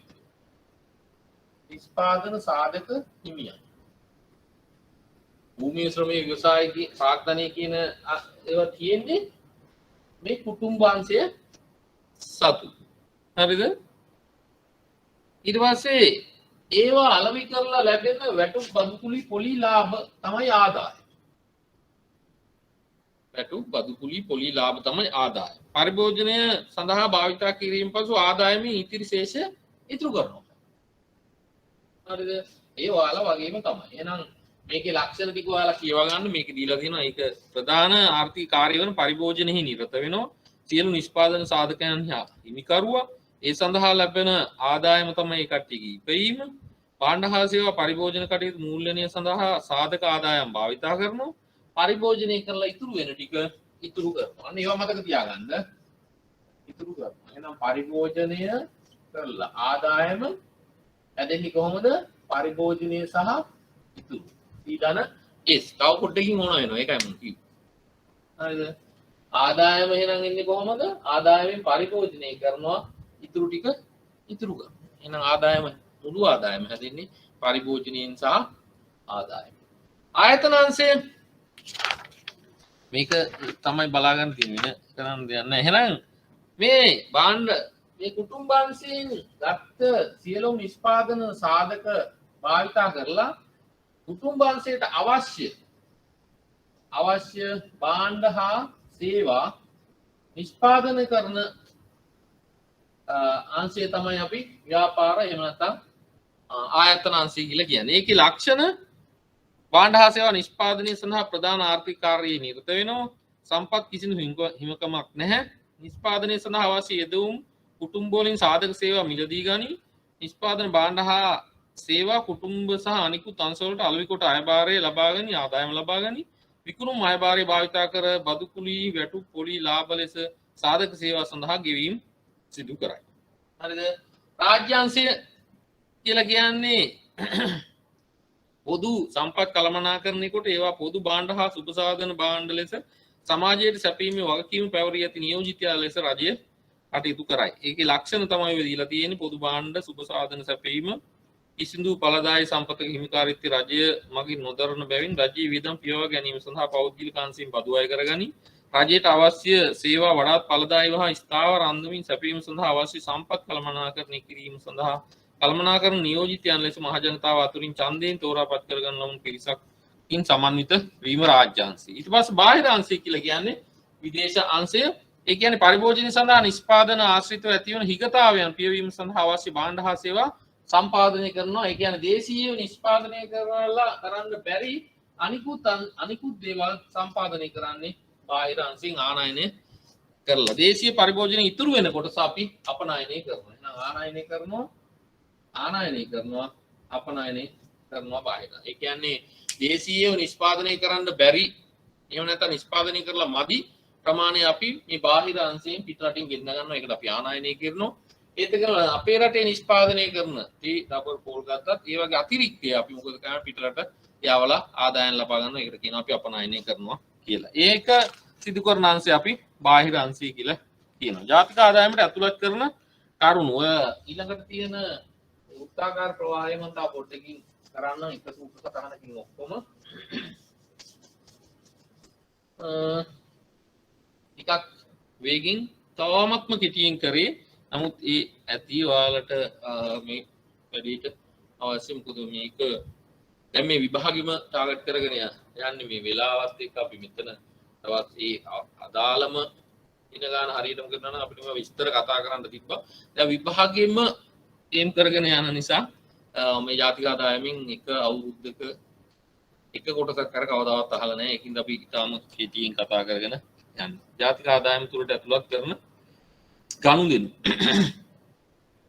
ජාතික ආදායමට ඇතුළත් කරන ගනුදෙනු ඕනෑම ආර්ථික ක්‍රමයක් තුළ ජාතික ආදායම යම් නිසි රටක් ජාතික ආදායම සරල නිර්වචනය කරයි නම් ජාතික ආදායමෙන් කිසියම් රටක් නිශ්චිත කාල පරිච්ඡේදයක් තුළ සාමාන්‍ය වසරක් තුලදී කරන ලබන මුළු නිමැවුමේ වටිනාකමයි. ජාතික ආදායම විග්‍රහය තුළ මුලින් සලකා බැලිය යුතු වන්නේ ජාතික ආදායම තුළට ඇතුළත් කරගන්න ගනුදෙනු මොනවාද? ඒවා ගණනය කරන්නේ කෙසේද කියලායි. දැන් මේක ඔයාලා ඒ ලෙවල් වලට අර කටපාඩම් කරලා ඇති අර පොඩි තනුත් එක්ක. ඒ කියන්නේ නිශ්චිත කාල පරිච්ඡේදයක් තුළ ඒවා මෙතන පාඩම් කරවන්නේ නැහැ. හරිද? සාමාන්‍යයෙන් වසරක් ඊට පස්සේ ආර්ථික කලාපයක් ඔය වචන එන්න ඕනේ ඒ ලෙවල් වල ලියනකොට.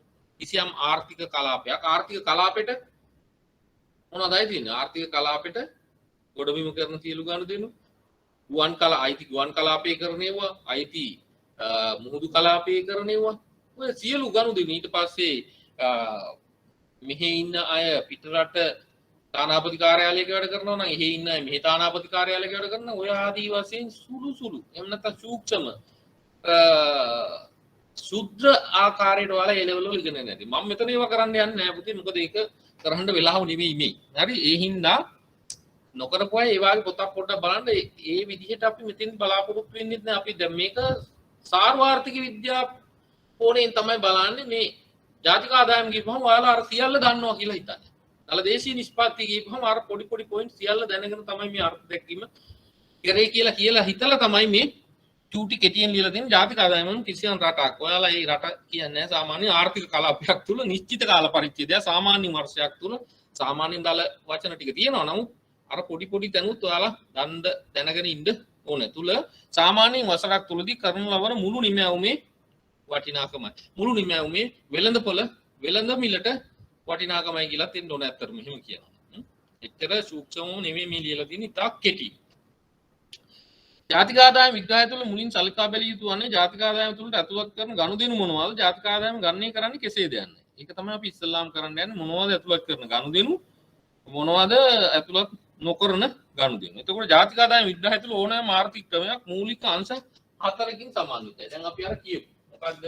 කුටුම්බාංශය, ඊට පස්සේ ව්‍යාපාරාංශය, ඊට පස්සේ රාජ්‍යය, ඊට පස්සේ විදේශ. මේ අංශ හතරක් තියෙනවා ඕනෑම ආර්ථිකයක ගත්තාම. හරිද? හැබැයි කුටුම්බාංශය සහ ආයතනාංශය විතරක් තියෙනවා නම් අපි කියනවා සරල ආවෘත ආර්ථිකය. ආවෘත ආර්ථිකය. මේ ආවෘත ආර්ථිකයට අපි රාජ්‍යාංශය එකතු කරපුවාම සරල ආවෘත ආර්ථිකයට රාජ්‍යාංශයත් එකතු කරොත් ඒකට අපි කියනවා ආවෘත ආර්ථිකය. 74 ඉස්සර ලංකාව වල. ඒකට 77 දී මොකද කරේ? විදේශාංශයත් එකතු කරා. අන්න එතකොට ඕපන් ඉකොනොමික ආවා. විවෘත ආර්ථිකය. එහෙනම් ආර්ථිකයේ ප්‍රධාන කොටස් හතරයි කුටුම්බාංශය. ඒ කියන්නේ පරිභෝජනාංශය සහ නිෂ්පාදනාංශය විතරක් ඉන්නවා. අපි කියන සරලම ආවෘත ආර්ථිකයක්. ඒකෙන් තමයි අපි මේක පටන් ගන්නේ. ඊට පස්සේ ඒක රජය සම්බන්ධ වෙච්චහම සරලම කැලල අයින් වෙනවා. එතකොට ආවෘත ආර්ථිකය. රජය සම්බන්ධ. බදු අය කරන සහන ආධාර දෙන. එහෙම විතරක්මදි විදේශාංශයත් සම්බන්ධ කරගත්තාට පස්සේ අපි ඒකට කියනවා විවෘත ආර්ථිකයක් කියලා. එහෙනම් ඕම තමයි ආර්ථිකයේ වර්ගය. මේ සරල ආවෘත සහ විවෘත. කොහොමද දවස් ගානක් කරන පාඩමනේ විනාඩියෙන් කරා. තමයි හොඳ. හරිනේ? රයිට්. එහෙනම් ජාතික ආදායමට ඇතුළත් කරන ගනුදෙනු වර්ග දෙකක් තියෙනවා. ඵලදායී ගනුදෙනු ඊළඟට ඵලදායී නොවන එහෙම නැත්නම් සංක්‍රාමක. ඵලදායී නොවන එහෙම නැත්නම් සංක්‍රාමක. ඵලදායී ගනුදෙනුවක් කියලා කියන්නේ මොකද්ද? එක පැත්තකට මූර්ත ප්‍රවාහයක් ගමන් කරනකොට අනිත් පැත්තට එනවා මූල්‍ය ප්‍රවාහයක්. උදාහරණ මොකද්ද කියන්නේ? අපි x කියන එක්කෙනාගෙන් මොනවාද අපි ගන්නෙ? අපි හිතමු ෆෝන් එකක් ගන්නවා කියලා. මේ x කියන පුද්ගලයාගෙන් ෆෝන් එකක් ගන්නවා y කියන එක. එතකොට ෆෝන් 10ක් කියලා හිතමුකෝ. ෆෝන් 10යි. මොකද්ද මේ මූර්ත ප්‍රවාහය? භාණ්ඩ ප්‍රවාහයක් එනවා. භාණ්ඩ හෝ සේවා ප්‍රමාණයක් එනවා y ට x ඉඳලා. හැබැයි නිකන්ද? නෑ. y මෙයාට දෙන්න ඕනේ මුදල්. ඒක අපි කියනවා මූල්‍ය ප්‍රවාහය. එන එක පැත්තකට භාණ්ඩ හා සේවා කියලා මූර්ත ප්‍රවාහයකුත් අනිත් පැත්තට මූල්‍ය ප්‍රවාහයකුත් ගමන් කරන ගනුදෙනුවක් අපි කියනවා ඵලදායී ගනුදෙනු. එහෙම නොවනෙව්වා. සමහර ඒවා තියෙනවා අනේ මේ ඔය දැන් ඉතින් අර කොරෝනා හින්දා දෙන්න බැරුව ඇති. නැත්තම් සමහර අය ගිහලා ඔන්න මම ඔයාලට ෆෝන් එකක් ගත්තා කියලා ඔන්න දෙනවා. ඒකට හැබැයි අර අනම්මනම් ඉල්ල ගන්න බෑ. සල්ලි ඉල්ලන්න නැතුවට වෙන එහෙම නෙවෙයි. මේක දෙන්නේ කිසිම දෙයක් බලාපොරොත්තු නැතුව. නිස්සරණ ධ්‍යාසී. කිසිම දෙයක් බලාපොරොත්තු නැතුව. يعني නිස්සරණ ධ්‍යාසයෙන් දුන්නාම ආපහු දෙයක් බලාපොරොත්තු වෙන්නේ නැහැ. එතකොට මොකද වෙලා තියෙන්නේ? ඒක මූර්ත ප්‍රවාහයක් ඇදියට ඔන්න ෆෝන් එක විතරක් මේ x ගෙන් y ට ආවා. කෙල්ලකින් කොල්ලට ආවා.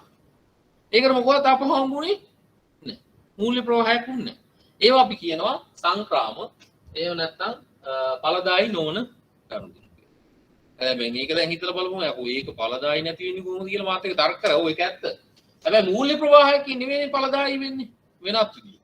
ඒක කමක් නෑ. එහෙනම් රජයකට ලැබෙන ආධාර ගත්තාම ඒක පාර්ශවය. සමහර ආධාර ගත්තාම නෑ නෙමෙයි ආධාර ගත්තාම ඒක පාර්ශවය. ඒක ආධාරයක් දී. ඒකට ආපහු මූර්ත ප්‍රවාහයක් ගමන් කරන්නේ. ඒවට අපි කියනවා සංක්‍රාම. එහෙම නැත්නම් ඵලදායි නොවන ගනුදෙනු කියන. විශේෂයෙන්ම මේ ඵලදායි ගනුදෙනු ගැන තමයි අපි මේ ජාතික නිෂ්පාදනයෙන් කතා කරන්නේ. ඵලදායි නොවන ගනුදෙනු ඇතුළත් වෙන තැන් තියෙනවා සංක්‍රාම එකතු කරන තැන්. ඒවා අහලා දන්නවා. ඒවා අපි කතා කරන්නේ මේ ඵලදායි ගනුදෙනු ජාතික නිෂ්පාදනයට ඇතුළත් කරනකොට අතරමැදි නිෂ්පාදන ක්‍රමය. දැන් ජාතික නිෂ්පාදනය ගණනය කරනකොට මේ ඵලදායි ගනුදෙනු වල තියෙනවා එන්න මෙහෙම එකක්.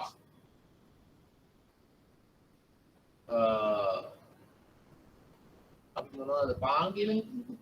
ඔකේ උදාහරණයක් ඇති. අපි දලදේශීය නිෂ්පාදනය කතා කරන්නේ දැන් මේ නිශ්චිත භූමි ප්‍රමාණයක් නිශ්චිත කාල පරිච්ඡේදයක් තුල ආර්ථික කලාපයක් තුල නිෂ්පාදනය කරන සියලුම භාණ්ඩ හා සේවා තොගේ මූර්ත වටිනා. ගන්නේ කරන් දානකොට මූල්‍යමය වශයෙන් දානකොට අපි හිතමු තිරිඟු පිටි. තිරිඟු පිටි කිලෝ එකක් ඔක්කොම කිලෝ වලින් තියෙන්නේ රුපියල් අපි දැන් කීයද කියලා දන්නේ. අපි හිතමු 1000යි කියලා. මම කන්නේ පිටි. 1000ක් වෙන්නේ නැහැ නමුත්. තිරිඟු පිටි තිරිඟු 8 කිලෝ එකක් 1000යි. 8 කිලෝ එකක් විතර ලියන්න බෑ තිරිඟු 8. හරි මේකේ මම මේකෙත් උදාහරණයක් මම දීලා තියෙන. ඒක බලන්නකෝ. ඒක එකම ඕන්න. ඊට පස්සේ තිරිඟු පිටි කිලෝ එකක්. තිරිඟු පිටි යඹරුවාට පස්සේ කිලෝ එකක් 1500. ඊට පස්සේ පාන් කිලෝ එකේ ගෙඩියක්. මේක අමුතු එකක් ඈ. පාන් කිලෝ එකේ ගෙඩියක් රුපියල් 2000යි. හරි. ඊට පස්සේ බටර් ඉස්කෝතු. බටර්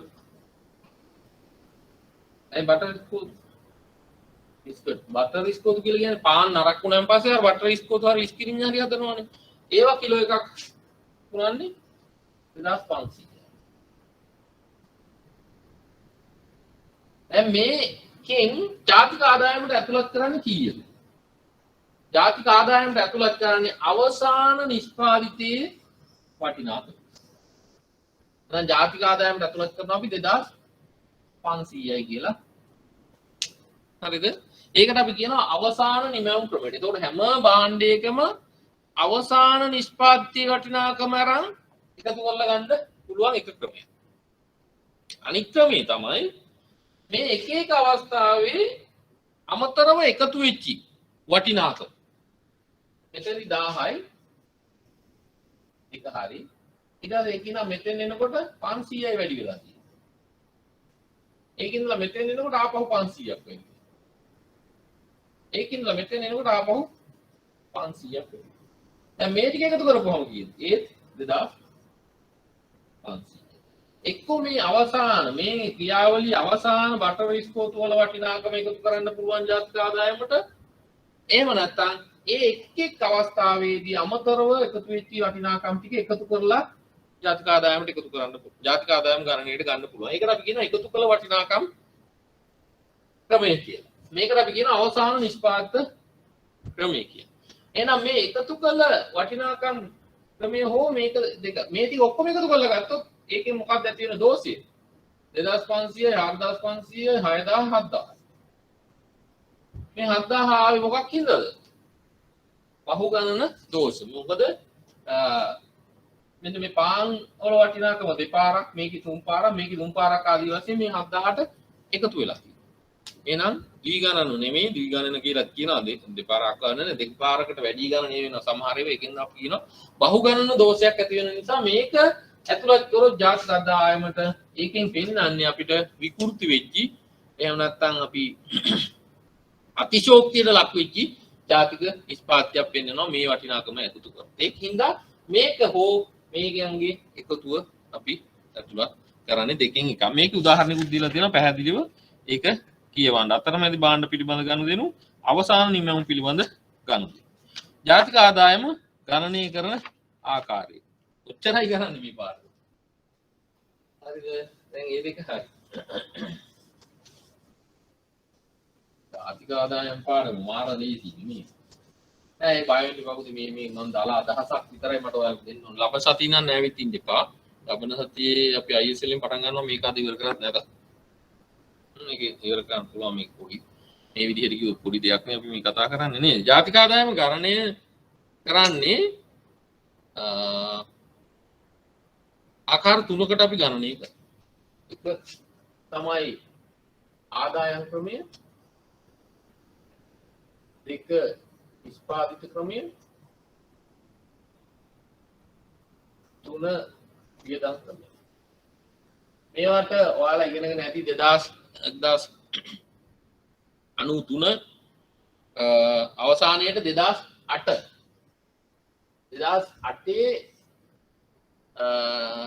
ජාත්‍යන්තර ක්‍රමවේදයට අනුව තමයි දැන්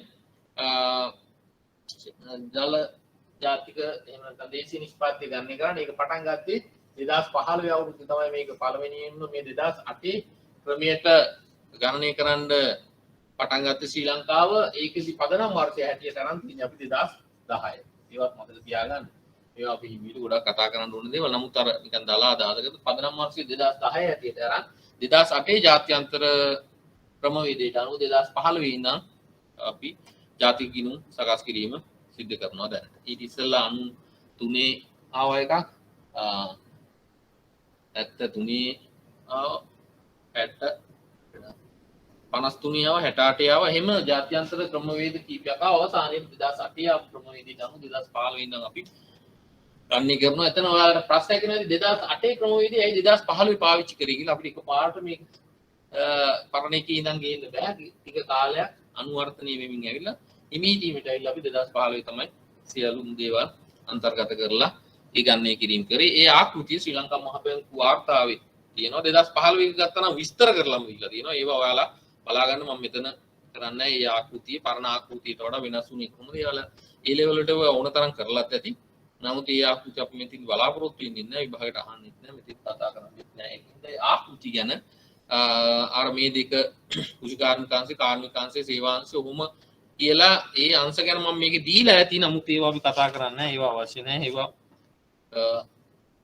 ඔයාලා ඒ ලෙවල් වලට කරපු කොටස් නිසා.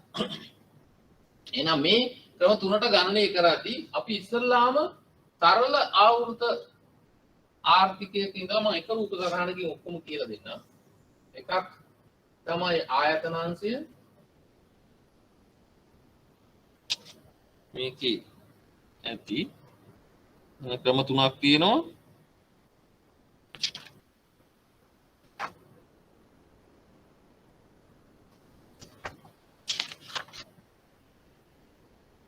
මේකේ තියෙන මේ ඔක්කොම මේ රූප සටහනෙන් මම එකපාර කරන්නම්. මෙතන තියෙනවා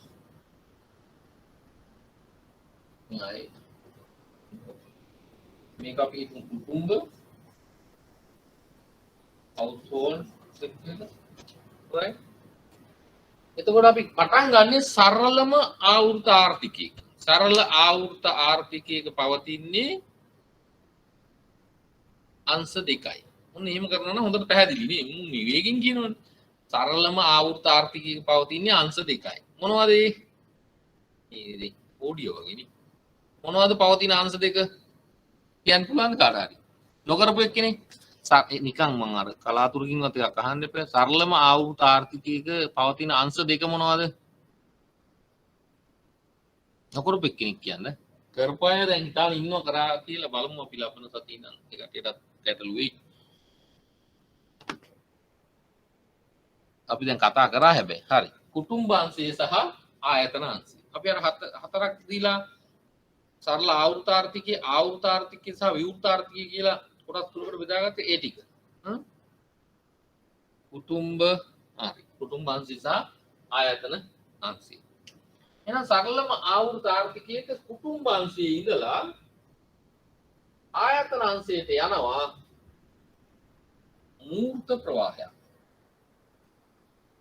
මූර්ත ප්‍රවාහය. මොනවද? නිෂ්පාදන සාධක. භූමිය, ශ්‍රමය, ව්‍යවසාය, ප්‍රාග්ධනය කියන ඒවා මේ කුටුම්බ අංශයේ ඉඳලා ආයතන අංශයට ගමන් කරනවා මූර්ත ප්‍රවාහයක් හැටියට. හරිද? ඊට පස්සේ මේ පැත්තෙන්වත් අඳිනවා සමහර අය ඊට පස්සේ නැත්තම් මෙහෙම ගියන්නත් පුළුවන්. අපි එහෙම ගමු. ඊට පස්සේ මේ ආයතන අංශය මේ ගත්ත නිෂ්පාදන සාධක ටික පාවිච්චි කරලා මෙතන නරඹනවා කියන්නේ මේ මූර්ත ප්‍රවාහයට නිෂ්පාදන සාධක හිමියන් වන කුටුම්බාංශය තමන් සතුව තිබිච්ච භූමිය, ශ්‍රමය, ව්‍යවසාය, ප්‍රාග්ධනය. භූමිය, ශ්‍රමය, ව්‍යවසාය, ප්‍රාග්ධනය කියන නිෂ්පාදන සාධක ටික මෙහාට දෙනවා මූර්තාංශයක් හැටියට. ඒ ටික දෙනකොට ආයතනාංශය නිකම්ම ගන්න නැහැ. ඉතින් එහෙම. මොකද කරන්නේ? මෙහාට එනවා මූල්‍ය ප්‍රවාහය. මොනවද? සාධක සඳහා ගෙවීම. සාධක සඳහා ගෙවීම කියලා. මොනවද? වැටු, පොලි, බදු කුලි, ලාභ. වැටු, පොලි, බදු කුලි, ලාභ කියන මේ සාධක හතර සඳහා ගෙවීම හැටියට මූල්‍ය ප්‍රවාහයක් එනවා. දැන් ඔන්න ඒක එහෙනම් මොන ගනුදෙනුවක්ද? ඵලදායී ගනුදෙනුව. එක පැත්තකට මූර්ත ප්‍රවාහයක්, අනිත් පැත්තට මූල්‍ය ප්‍රවාහයක් ගමන් කරනවා. එතකොට ඵලදායී ගනුදෙනුව. දැන් එක ක්‍රමයක් තමයි ආදායම් ක්‍රමයට ජාතික නිෂ්පාදනය ගන්න. ඒක ගන්න කරන්නේ කොහොමද?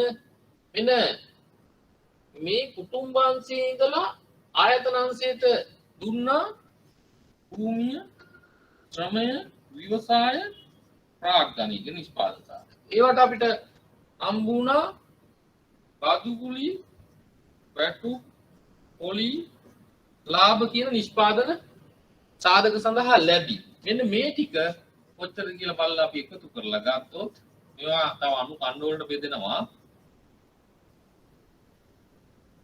එන්න ඒක අපි කියනවා ආදායම් ක්‍රමයට ජාතික දේශීය නිෂ්පාදනය ගන්න. හරිද? එහෙනම් මොනවද? මේ කුටුම්බාංශයේ ඉඳලා ආයතනාංශයට ගිය භූමිය, ශ්‍රමය, ව්‍යවසාය, ප්‍රාග්ධනය කියන නිෂ්පාදන සාධක and what the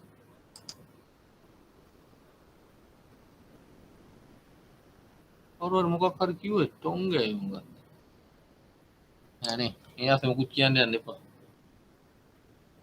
ඕපන් අත උස්සනවා කවුද මොනා කියන්නේ තියෙන්නේ කියන්න ඕවා මිස්ටේක් එකක්ද වීඩියෝ කරන්න එපා රයිට්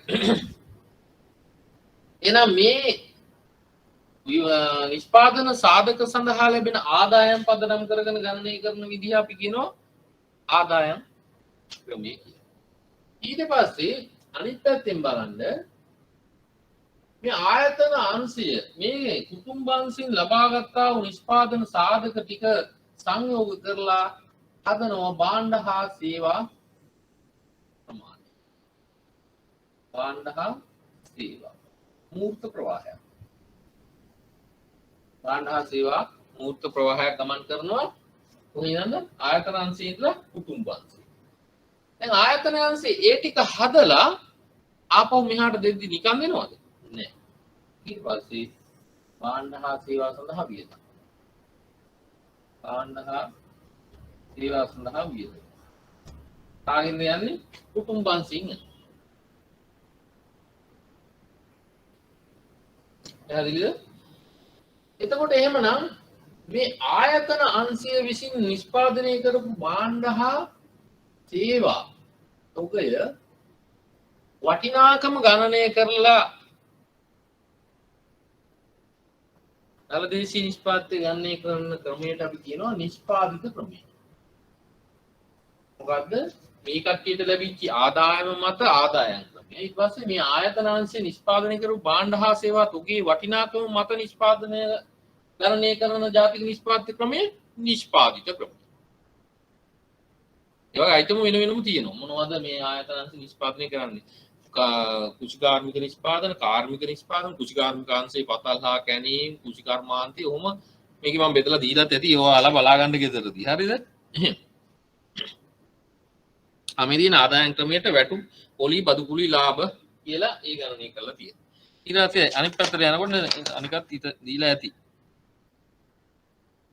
ඔව්. මේ දලදේශීය නිමැවුමේ සංයුතිය කුෂි කාර්මිකාංශය ඒකේ එක තියෙනවා කුෂි කර්මය දැව වන ආදී දීවර කර්මාන්තයේ කාර්මිකාංශයේ පතල් හා කැණීම්. හැබැයි ප්‍රාථමිකාංශය කිව්වොත් කුෂි කාර්මිකාංශයට දෙවනි පතල් හා කැණීම් කියන අංශයක් තියෙනවා ප්‍රාථමිකාංශය කියලා කිව්වා. ඒව පස්සේ ඉස්සර ඉගෙනගෙන ඇති. හරි. එහෙම ගත්තාම ඒක දෙවෙනි ක්‍රම. හරිද?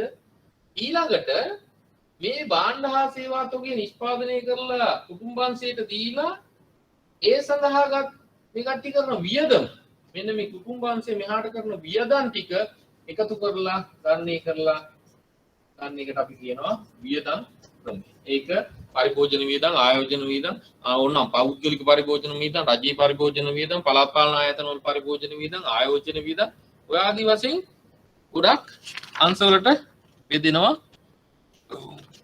ඒකත් මේකේ ඇති. ඒකත් පොඩ්ඩක් ඔව් වියදම් ක්‍රමයේ සංයුති මන් දීලා තියෙනවා. මෙරට නිපදවන ලද භාණ්ඩ හා සේවා, ආනයනය කරන ලද භාණ්ඩ හා සේවා, පෞද්ගලික පරිභෝජන වියදම්, භාණ්ඩ හා සේවා මත රජීය වර්තන වියදම් ඔය ආදි වශයෙන් පාඩම් කරන්න ඕනේ නැහැ මේ හිටියා. ඒ ලෙවල් වලට පාඩම් කරගත්ත අය ඉන්නවනම් උනේ මතක තියාගත්තට කමන්නේ අපිට අවශ්‍ය නැහැ. right? දැන් මට කියන්න ඕන නැත්තේ එතකොට මේ ආදායම් ක්‍රමයට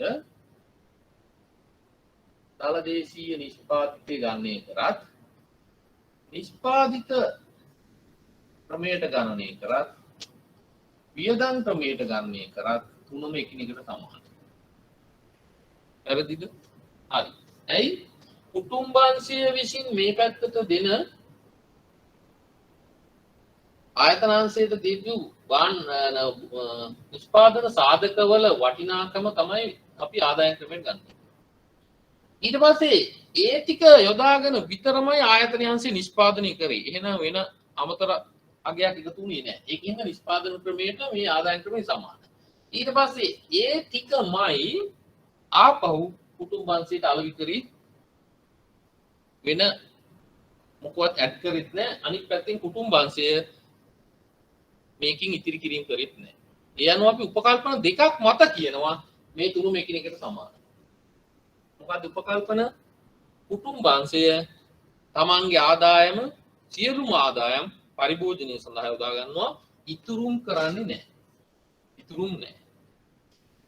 අනිත් පැත්තෙන් ආයතනාංශය සියලුම නිෂ්පාදන සාධක යොදලා නිෂ්පාදනයේ යෙදෙනවා. ඒ කට්ටිය ආයෝජනය කරන්නේ නැහැ.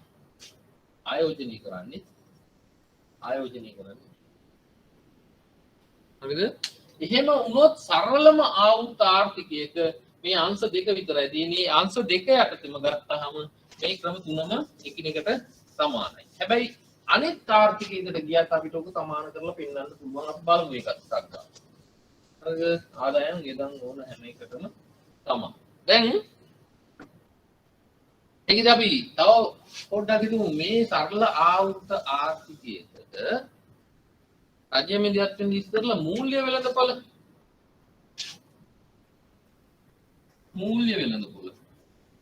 මැදිහත් වෙනවා.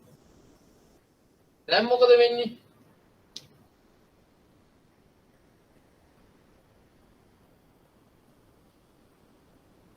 මේ පැත්තටද මේ පැත්තටද දාන්න කියලා වෙන කමක් නැහැ නේද? අනිත් පැත්තට දැම්ම නරයි. පැහැදිලි. මූල්‍ය වෙළඳ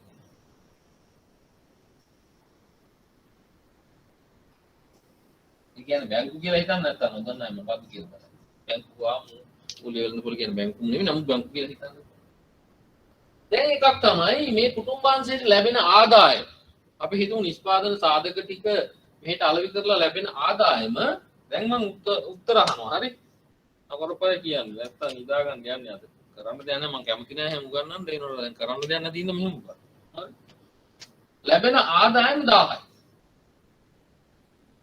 මේ පැත්තට මේ නිෂ්පාදන භූමි ශ්‍රම විවසාය ප්‍රාග්ධනයේ දීලා මේ ලැබිච්චි වැටු කුලි බදු කුලි ලාභ කියන හතර එකතුව 1000. හරිද? ඊට පස්සේ මේ කට්ටිය නිෂ්පාදනය කරනව නිෂ්පාදන වල වටිනාකම 1000. හරිද? දැන් හරි. නිෂ්පාදනයත් හරි කුටුම්බ ආදායම් ක්‍රමයක් හරි.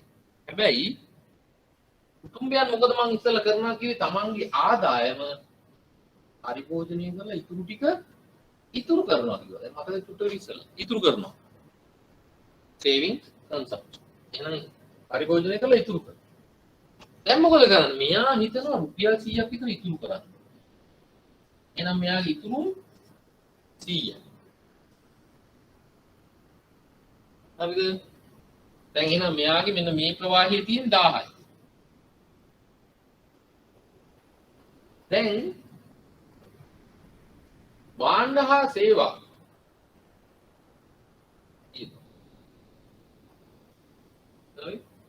භාණ්ඩ හා සේවා සඳහා එතන තියෙන මේ රුපියල් 1000ක් වටින ආයතන අංශයේ තියෙන භාණ්ඩ හා සේවා මිලදී ගැනීම සඳහා මෙන්න මේ ප්‍රවාහයට කීයක්ද දැන් තියෙන්නේ කුටුම්බයන්ට දැන් කීයක්ද තියෙන්නේ පරිභෝජනය සඳහා එහෙම නැත්නම් භාණ්ඩ හා සේවා මිලදී ගැනීම සඳහා කීයක්ද තියෙන්නේ කුටුම්බෙට දැන් කීයද තියෙන්නේ yes 900 ඕක ගන්න 900 දැන් මොකද වෙන්නේ දැන් එතකොට ආදායම් ක්‍රමය නිෂ්පාදන ක්‍රමය වියදම් ක්‍රමය සමාන වෙන්නේ එහෙම සමාන වෙන්නේ නැහැ නේද ඇයි මෙයාලා ගාව 1000ක් තියෙනවා හැබැයි මෙයා ගාව රුපියල් 900යි තියෙන්නේ දැන් ඒකට 100ක මේ එකක් පරතරයක් හැබැයි මෙහෙම වුණොත් ආයතන අංශය මොකද කරන්නේ ආයතන අංශය කරන්නේ රුපියල් 100ක් මූල්‍ය වෙළඳ පොලේ ආයෝජනය කරනවා රුපියල් 100ක් ආයෝජනය කරනවා දැන් මෙයා ගාව තියෙන්නේ 100ක බඩුද 900ක බඩු එහෙනම් දැන් මෙයා ගාව වියදම් කරන්න තියෙන්නේ 900යි භාණ්ඩ හා සේවා තුගේ වටිනාකම දැන් තියෙන්නේ 900යි එතකොට එහෙනම් ආපහු දැන් ආදායම නිෂ්පාදනයේ සහ නිෂ්පාදනයේ වියදමට සමානයි එහෙම උනේ ඇයි මේ ඉතුරු කරපු එක ආයෝජනයට සමාන වෙච්ච නිසා හරිද එහෙනම් S සමානයි I වෙනවා නම් මේ ක්‍රම තුනම එකිනෙකට සමානයි මෙහෙම වුණොත් S විශාලයි I වුණොත් මොකද වෙන්නේ සමතුලිත වෙන්නේ නැහැ මේක සමාන වෙන්නේ නැහැ S කුඩායි I වුණා ඒ ඉතුරුම ආයෝජන පරතර ගැන අපි තව ටිකකින් කතා කරමු හරි right එහෙනම් මූල්‍ය වෙන ඊට පස්සේ අපිට මේකට රජයේ මැදිහත් වෙනවා එහෙනම් මෙහෙම මූල්‍ය වෙන්න පොළ සමතුලිත වෙන්නකොට මොකක්ද වෙන්න ඕනේ S සමානයි I වෙන්න ඕනේ ඊට පස්සේ රජයේ දැන් එහෙනම් ඒක රජයේ මැදිහත් වෙච්ච ගමන් මොන ආර්ථිකයක් වෙනවද මේක? ආවෘත ආර්ථිකයක් වෙනවා. සරල කැලල අයින් වෙනවා. ඒකේ වැඩි ඇති ටිකක්. නොකරපු අයට. එනකොට පොඩි දෙයක් බලන්න පුතේ දැන් කරන්නම දෙයක් නෑ මට. හරි? මේ මොකද විභාගේ පටන් ගන්න ඉස්සර ඉවර කරන්න තුන අපි රිවිෂන් වලදී ටිකක් වැඩිපුර මේ කෙරිලා අඩු වෙච්ච කැලේ අපි වැඩිපුර කතා කරමු. සූක්ෂම ආර්ථිකයේ කිසි ගැටලුවක් වුණේ ඔක්කොම අපි කරා. මේකෙත් මම පුළුවන් තරම් ඔක්කොම කරනවා. ඒවා කතා කරන එක තමයි. දැන් මොකද වෙන්නේ? මේ කුටුම්බාංශයට ලැබෙන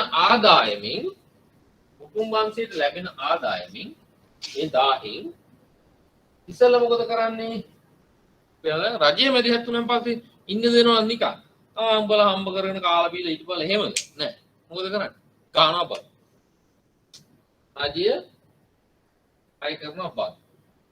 ටැක්ස් ගන්නවා. කීයක්ද එතකොට අපි හිතුවේ 100ක් කියලා. අය කරනවා බදු රුපියල් 100ක්. රුපියල් 100ක් අය කරපුවම දැන් ආදායමින් ඉස්සල්ලාම අඩු වෙනවා බදු. එහෙනම් බදු වලට පස්සේ පරිභෝජන. ඊට පස්සේ ඉතුරු. මේ තුනේ එකතුව තමයි දැන් ආදායම. මොනවද? මෙන්න 1000 එකකින් බදු අඩු කරා ඒකෙන් ඉතුරුම අඩු කරා. හරිද? දැන් මට කියන්න දැන් මේ කුටුම්බංශය 1000ක් තියෙනවා 100ක් බදු අය කරා ඉතුරු කරා 100ක්. දැන් යාළුවා භාණ්ඩ හා සේවා ගන්න තියෙන කීයද? භාණ්ඩ හා සේවා ගන්න තියෙන කීයද? රුපියල් කීයක් තියෙන භාණ්ඩ හා සේවා ගන්න? ඒවා ප්‍රශ්නද කියලා හිතනවද? ඔව් ප්‍රශ්න නෙමෙයි තමයි කීයක් තියෙන්නේ. ඔව් 800 නැත්තම් අර මොකවත් මහන්න නැතුව යන්නත් බැරි හින්දා ඇහුවේ මං ඒවා ඇත්තටම ප්‍රශ්න නෙමෙයි 800. හරිද? දැන් එහෙමනම් ඊට පස්සේ මෙයා S වලට I සමාන හින්දා දැන් එතන 900ක් තියෙනවා. ඒක සමාන හින්දා 900ක් තියෙනවා කියලා හිතන්න පුළුවන්. අපි ඒක අයින් කරමු. දැන් මොකද කරන්නේ? රජය වියදම් කරනවා මේ ආර්ථිකය. G හැටියට වියදම් කරනවා 100ක්.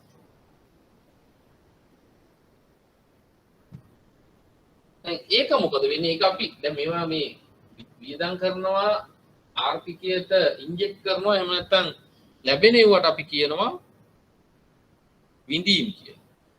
ආර්ථික උත්සාහකාරකම් පිටට යන ඒවාට අපි කියනවා කාන්දු වීම කියලා. එහෙනම් ඉතිරි කිරීම කාන්දු වීම වදු කාන්දු වීම. විඳීම් හැටියට ගන්න ආර්ථිකයට ලැබෙන එක I විඳීම් G විඳීම්. එහෙනම් මේ කාන්දු වීම දෙවර්ගයේ එකතුව එහෙම නැත්නම් D ධන S වල එකතුව සමාන වුණොත් විඳීම් දෙවර්ගයට I ධන G වලට ආපහු ආර්ථිකය සමානයි. එහෙනම් D ධන S සමාන වෙන්න ඕනේ I ධන G. හරිද? එහෙම වුණොත් ආපහු මේ ආර්ථික ආදායම් ක්‍රමය නිෂ්පාදිත ක්‍රමය වියදම් ක්‍රමය කියන තුනටම ගණනය කරපුවාම සමානයි. හරිද? බාහිර අංශය අපි ගන්න ඕනේ නැහැ කියලා හිතනවා මොකරපු අයට නම් බාහිර අංශය ගත්තාම මෙතන එක්ස්පෝර්ට් ඉම්පෝර්ට් දාපුවාම ඒ කියන්නේ ආනයන අපනයන ප්‍රමාණ සමාන වෙච්චාම අවසානයේදී සූත්‍රයේ ඉන්නේ y සමානයි c ධන i ධන g ධන x වෙන m. මේවා ආපු හැටි අපි ගණනය කරන්න යන්නේ නැහැ. එහෙනම් විවෘත ආර්ථිකයක සමතුලිතය සඳහා සමීකරණය y සමානයි c ධන i ධන g ධන x වෙන m කියලා තමයි අපි ගණනය කරන්නේ. ඒත් හොඳටම right ඉතුරු ටික කියව ගන්න. ගණු 5 වුණා. මටත් 5 වෙලා තියෙන්නේ දැන්. වෙලාව 5 වගේම තමයි. right ඉතුරු ටික කියව ගන්න. මේ ජාතික ආදායම් සමීකරණ සහ ආර්ථික අංශ අසමතුලිතතාවය කියන තැනට එනකන් කියවගෙන එතන පෙරලා ගන්න. right අනිත් කියව ගන්න කියනවා හැර වෙන කරන්න දෙයක් නෑ. තව පොඩි සංකල්ප කීපයක් විතරක් මම කතා කරන්නම්. ඕක අනිත් දවසට කියලා ඉක්කෝ මේ සමතුලිතය සහ ISLM තමයි දවස් 3ක්වත් අඩුම ගානේ ඕනේ පාඩම් කරන්න. මේකට දවස් 3ක්වත් ඕනේ අඩුම ගානේ. right මම ප්‍රධාන සංකල්ප කීපයක් විතරක් තව ඔයාලට ජාතික ආදායමේ කතා කරලා දෙන්නම්. ජාතික ගණනය කරන ආකාරය හරි මේ තියෙන ජාතික ගිණුම් ගණන් බැලීමේ වැදගත් සංකල්ප කීපයක් විතරක් අපි කතා කරමු. අද අනිත් පාඩම පටන් ගන්න එකත් උචිත නෑ වෙලාව මදි හින්දා. මට ගැටලුවක් නෑ මේ ස්ටාෆ් එක වෙලාවට යන්න ඕනේ ඉතින් මම හිතන විදිහට. දල දේශීය නිෂ්පාදනය. ඔබරුපයට දල දේශීය නිෂ්පාදනය. මොකක්ද දල දේශීය නිෂ්පාදනය කියලා කියන්නේ? ඒක වචනය කරොත් කිසියම් ආර්ථික කලාපයක් තුළ උන් දැන් ආර්ථික කලාපයට අර ඔක්කොමයි තියෙනවා දැන් මොලේ වැඩ කරන්න ඕනේ ඒ ලෙවල් වල ඒවා.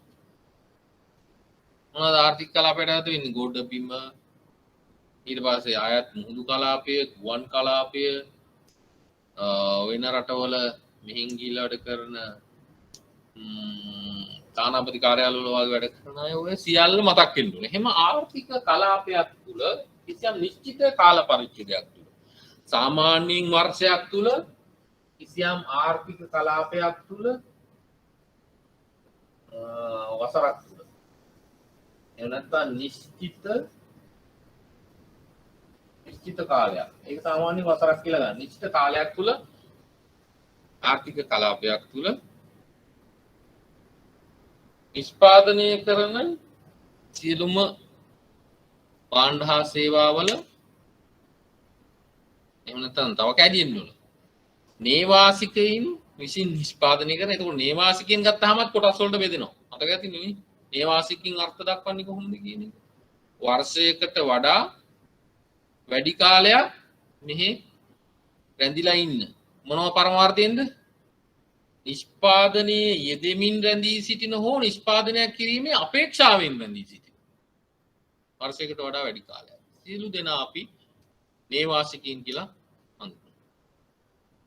ඒවා මෙතෙන්දි මම කතා කරන්නේ ඒවා ඒ පොඩි කොටස් ඒවා අපි කතා කරලා තියෙන කාලේ.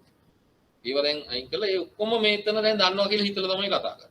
එහෙනම් එහෙම නේවාසිකයින් විසින් නිශ්චිත කාල පරිච්ඡේදයක් තුල මේ ආර්ථික කලාපය තුල නිෂ්පාදනය කරන ලබන සියලුම භාණ්ඩ හා සේවා වල වටිනාකම වෙළඳ මිලට ගණනය කිරීම තමයි අපි දල දේශීය නිෂ්පාදනය කියලා කියන්නේ.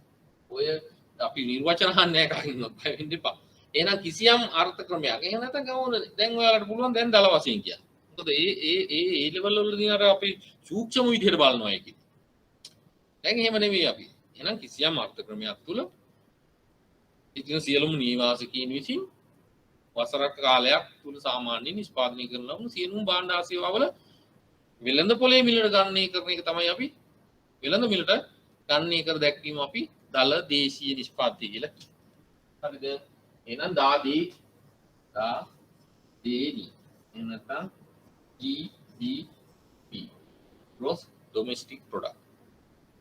හරිද? මේකේ ඒව දීලා ඇති. දල කියලා කියන්නේ ප්‍රාග්ධන ශේවීම අයින් කරලා නැති නිසා ඒවා දා. එහෙනම් දල දේශීය නිෂ්පාදනය කියන්නේ ඕක. දල දේශීය නිෂ්පාදනය ආංශික දායකත්වය කියලා කියන්නේ ආංශික සංයුතිය කියලා කියන්නේ මේ දල දේශීය නිෂ්පාදනය කොටස් තුනකට තමයි අපි ප්‍රධානම වශයෙන් දැන් අනුක්‍රමික අනුව කෘෂි අංශය කියලා කියනවා. ඒක ප්‍රාථමික අංශයක් කියනවා. කෘෂි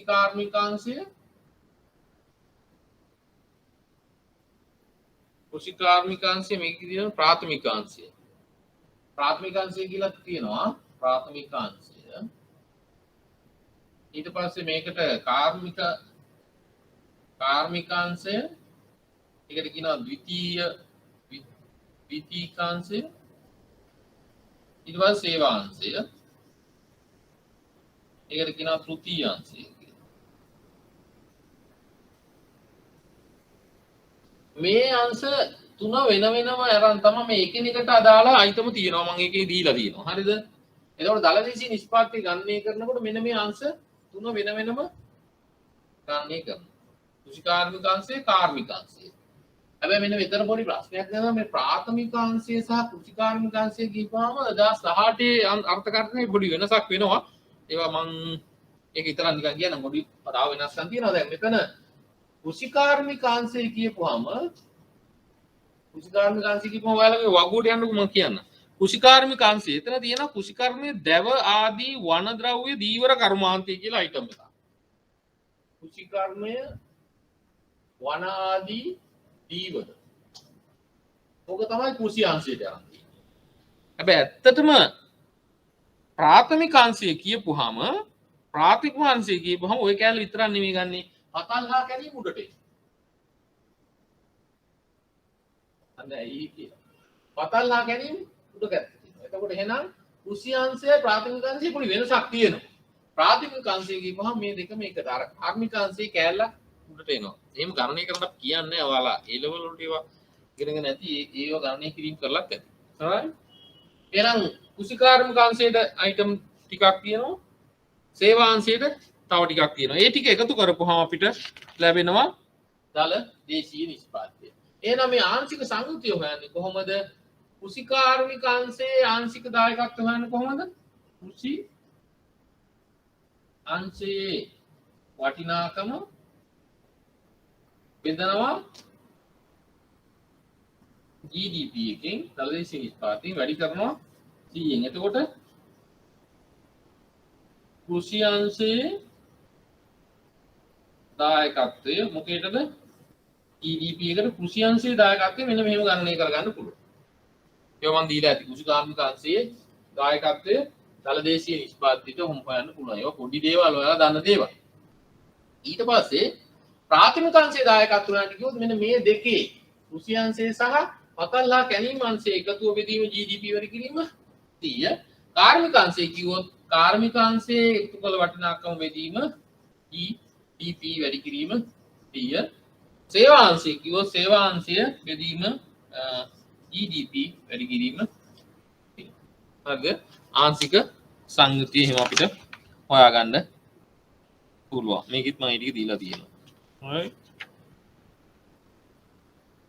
ඊට පස්සේ ස්ථාවර මිලට ඒක පොඩ්ඩක් කියන්න ඕනේ. ඊළඟ මේ දළදේශීය නිෂ්පාදනය අපි ගණනය කරනවා ක්‍රම දෙකකට. ඒක වැදගත්. ඒක කියන්නේ.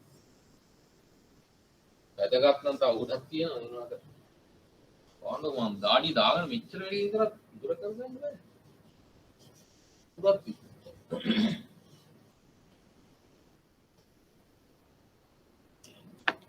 right. දළදේශීය නිෂ්පාදනය ගණනය කරනවා වර්තන මිලට එහෙම නැත්නම් පවත්නා මිලට දළදේශීය නිෂ්පාදිතය ඊට පස්සේ ස්ථාවර මිලට දළදේශීය නිෂ්පාදනය මෙහෙම දෙවිදිහකට ගණනය කරන්නේ කියන්න ගියොත් එහෙම වෙලා යනවා නේද මම කියන්නේ ඇයි මෙහෙම දෙවිදිහකට ගණනය කරන්නේ දළදේශීය ඒ වර්තන මිලට කියලා කියන්නේ අද පවතින මිල අද පවතින අපි හිතමු x කියලා භාණ්ඩයක් තියෙනවා ඒකේ ඒකක ප්‍රමාණය ක්වොන්ටිටි එක අපි හිතමු නිෂ්පාදනය කරලා තියෙන 5යි අද මිල 30යි එතකොට මුළු නිමැවුම වටිනාකම කොච්චරද 500යි එක අපි ගමු උදාහරණයක් හරි y කියලා නිෂ්පාදනයක් තියෙනවා ඒකෙනු ඒකක 5යි එකක් 200යි 10යි හරි z කියලා එකක් තියෙනවා ඒකෙනු 5යි නිෂ්පාදනය කරන්නේ ඒක අපි හිතමු 250යි එතකොට 1250 එහෙනම් දැන් දළදේශීය නිෂ්පාදනය මේ භාණ්ඩ තුන විතරක් නම් තියෙන ආර්ථිකය කීයද වෙන්නේ 2250යි 3000 කොහොමද මේ තියෙන්නේ වර්තන මිල අද පවතින මිල හරි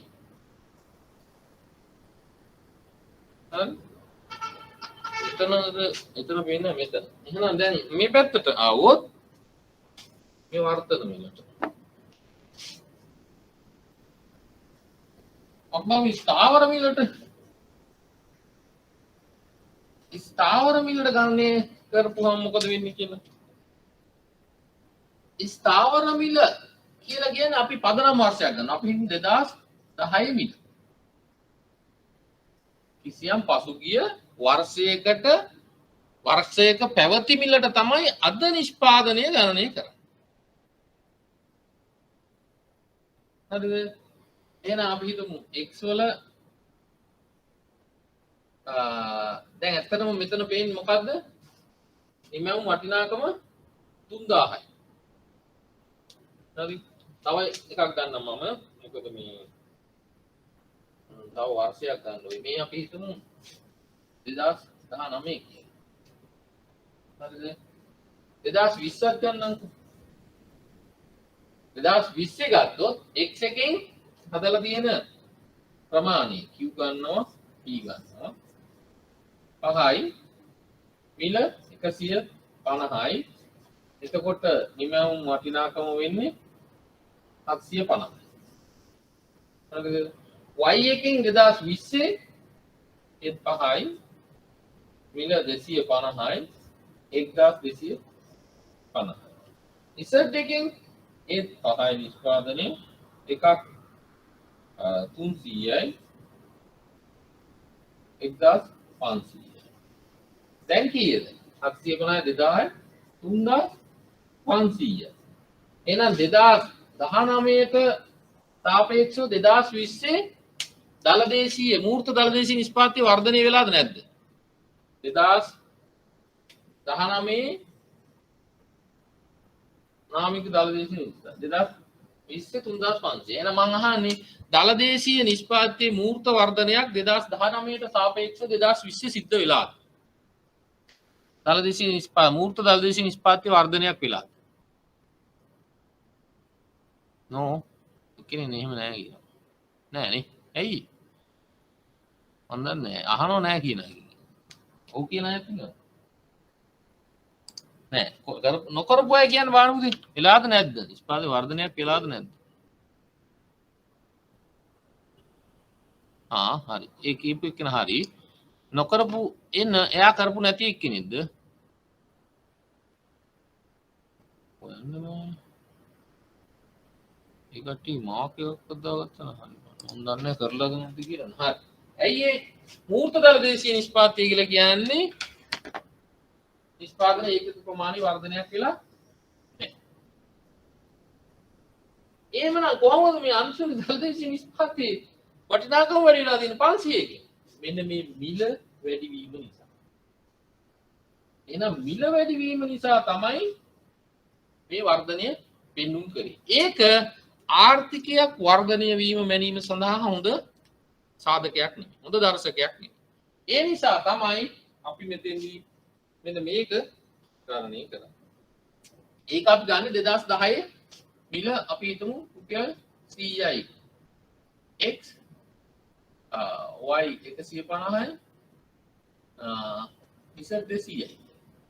2010. එහෙනම් පදනම් වර්ෂයේ 2010 මේ මිලවල තමයි තියෙන්නේ. එහෙනම් 2019 දී මොකද වෙන්නේ? නිෂ්පාදනයේ x 5යි y 5යි z 5යි.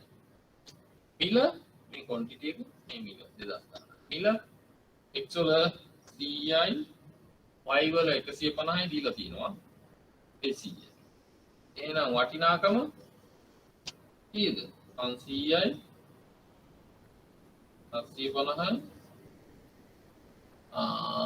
200 වරක් වහ 10. එහෙනම් 2250. දැන් 2020ට ඇවිල්ලා බලන්න 2020 නිෂ්පාදන ඒකක ප්‍රමාණය ඒ ටිකමයි. ඇයි මෙතන තියෙන්නේ ඒ ටිකම? මිල 2010යි. මිල 2010 කීයද තිබ්බේ? 10යි මේ 100යි 150යි 200. එහෙනම් 20 දිත් ඒ මිලෙන්ම ගණනය කරොත් වෙන උත්තර මොනවද? 500යි 750යි 1000යි. ඒත් 2250. එහෙනම් එතෙන් පැහැදිලිව පේනවා ආර්ථිකයේ වර්ධනයක් වෙලා නැහැ කියලා. ඒක ආර්ථිකයේ වර්ධනය වෙන්න නම් මේ මිල ස්ථාවර නිසා එහෙනම් වෙනස් වෙන්න ඕන මොකද? මෙන්න මේ. එහෙනම් 2020 දී Q එක අපි හිතමු 10 ආදී වශයෙන් වෙලා තිබ්බා කියලා. එතකොට මොකද වෙන්නේ? එහෙනම් අන්න එතකොට 1000යි 1500යි එකක් වැඩි වුණොත් ඇති 2000. එතකොට කීයද? 4500ක් කියලා. එහෙනම් එහෙම ගණනය කරලා බලපුවාම ඇත්තටම ආර්ථිකය වර්ධනය වෙනවා. ආර්ථිකයේ නිෂ්පාදන ඒකක ප්‍රමාණය වැඩි වීම නිසා තමයි මේ වර්ධනය පෙන්වු කරේ. මිලේ වැඩි වීම නිසා නෙමෙයි. මිලේ වැඩි වීමත් හැබැයි බලපාන්න පුළුවන් මේ ස්ථාවර මිලට නොහැදුවා. අපි ස්ථාවර මිලට හදපින්දා මේකින් ඇත්තටම පෙන්වනවා දලදේශීය නිෂ්පාදනයේ මූර්ත දලදේශීය නිෂ්පාදනයේ වර්ධනය සත්‍ය මට්ටම පෙන්වන්නේ මෙන්න මේ ස්ථාවර මිලට දලදේශීය නිෂ්පාදනය ගන්නේ කරොත් මේ වර්තන මිලට ගන්නේ කරොත් වෙන්නේ මිලේ ඇති වෙච්ච වෙනස් වීම මත තමයි මේ වර්ධනය පෙන්වන්නේ. ඒක ඇත්තටම හරි පෙන්වීමක් නෙමෙයි. ඊටසවාලාව පවත්නා මිලට ස්ථාවර මිලට කියලා සාධක පිරිවැය මිල වෙළඳ මිල යටතේ කියන ටික මම දීලා තියෙනවා. ඒක බලා ගන්න. වියදම් ක්‍රමයටත් හදන හැටි බලා ගන්න. මේක පොඩි ගාණක් දීලා තිබ්බම අඩුපාඩු සීමා දුර්වලතා යන්න ඒ ටික කියවා ගන්න. හරි. ආර්ථික වර්ධන වේගය හදන හැටි තියෙනවා. ඒවත් බලන්න එතෙන් දෙනකම් පුතේ ඔයාලා දැන් කියවා ගන්න දැන් නෙමෙයි අනිත් දවසේ එනකොට අනිවාර්යයෙන්ම කියවා ගන්න මේ ජාතික නිෂ්පාදනයේ මේ සමීකරණ ටිකත් එක්කම අපි ISLM ලබන සතිය පටන් ගන්නවා විවෘත ආර්ථිකය පැත්තකින් කියලා. මේ ගණන් ටිකත් මම මෙහි හදන්නේ නැහැ. ඔයාලා හදන්න. ඔයාලට ගණන් හදන්න දැන් එනවා තව සති දෙකකින් ගොඩක්. මේ ජාතික ආදායම් ගණන් ඒ ලෙවල් වලට හදපුවා අපි ISLM වලින් ගණන් හදලා පුරුදු වෙලා තියෙන උනේ ගොඩක්. එක සතියක්ම සම්පූර්ණයෙන් හරි කමක් නැහැ. ඒක බලමු. ඊට පස්සේ මේ ජාතික ආදායම් සමීකරණ සහ ආර්ථික අංශවල අසමතුලිතතාවය කියන එක අපි ලබන සතියේ ඉඳන් කතා කරනවා ඉතුරු සති තුනම ඔයාලට තමාරුයි මටත් තමාරුයි මේ විදිහට ගන්න එක කරන්න දෙයක්වත් නැහැ.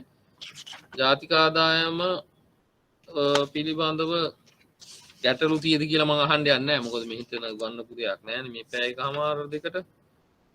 හැබැයි අපි පුළුවන් තරම් දේවල් කරා දලා අදහසක් හම්බෙන්න ඇති කියලා මම හිතනවා නොකරපු අයට. කරපු අයට නම් මම මේ මොනවද කරේ කියලා හිනත් වෙනවා ඇති නේද? ඒක හරි. ඒ වුණාට ඉතින් මම දන්නේ ඔච්චරයිනේ මොනව කරන්න දන්න ටික ඔය කියලා දුන්නා. හරි. ඒක නිසා අපි උතනින් නවතුමු. ඇත්තටම ගොඩක් හිතගෙන කරන්නත් අමාරුයි මේ. ඉඳගෙන කරන්නත් බෑ මේක. හිතගෙන කරන්න අමාරුයි. පැය දෙකකට වැඩි.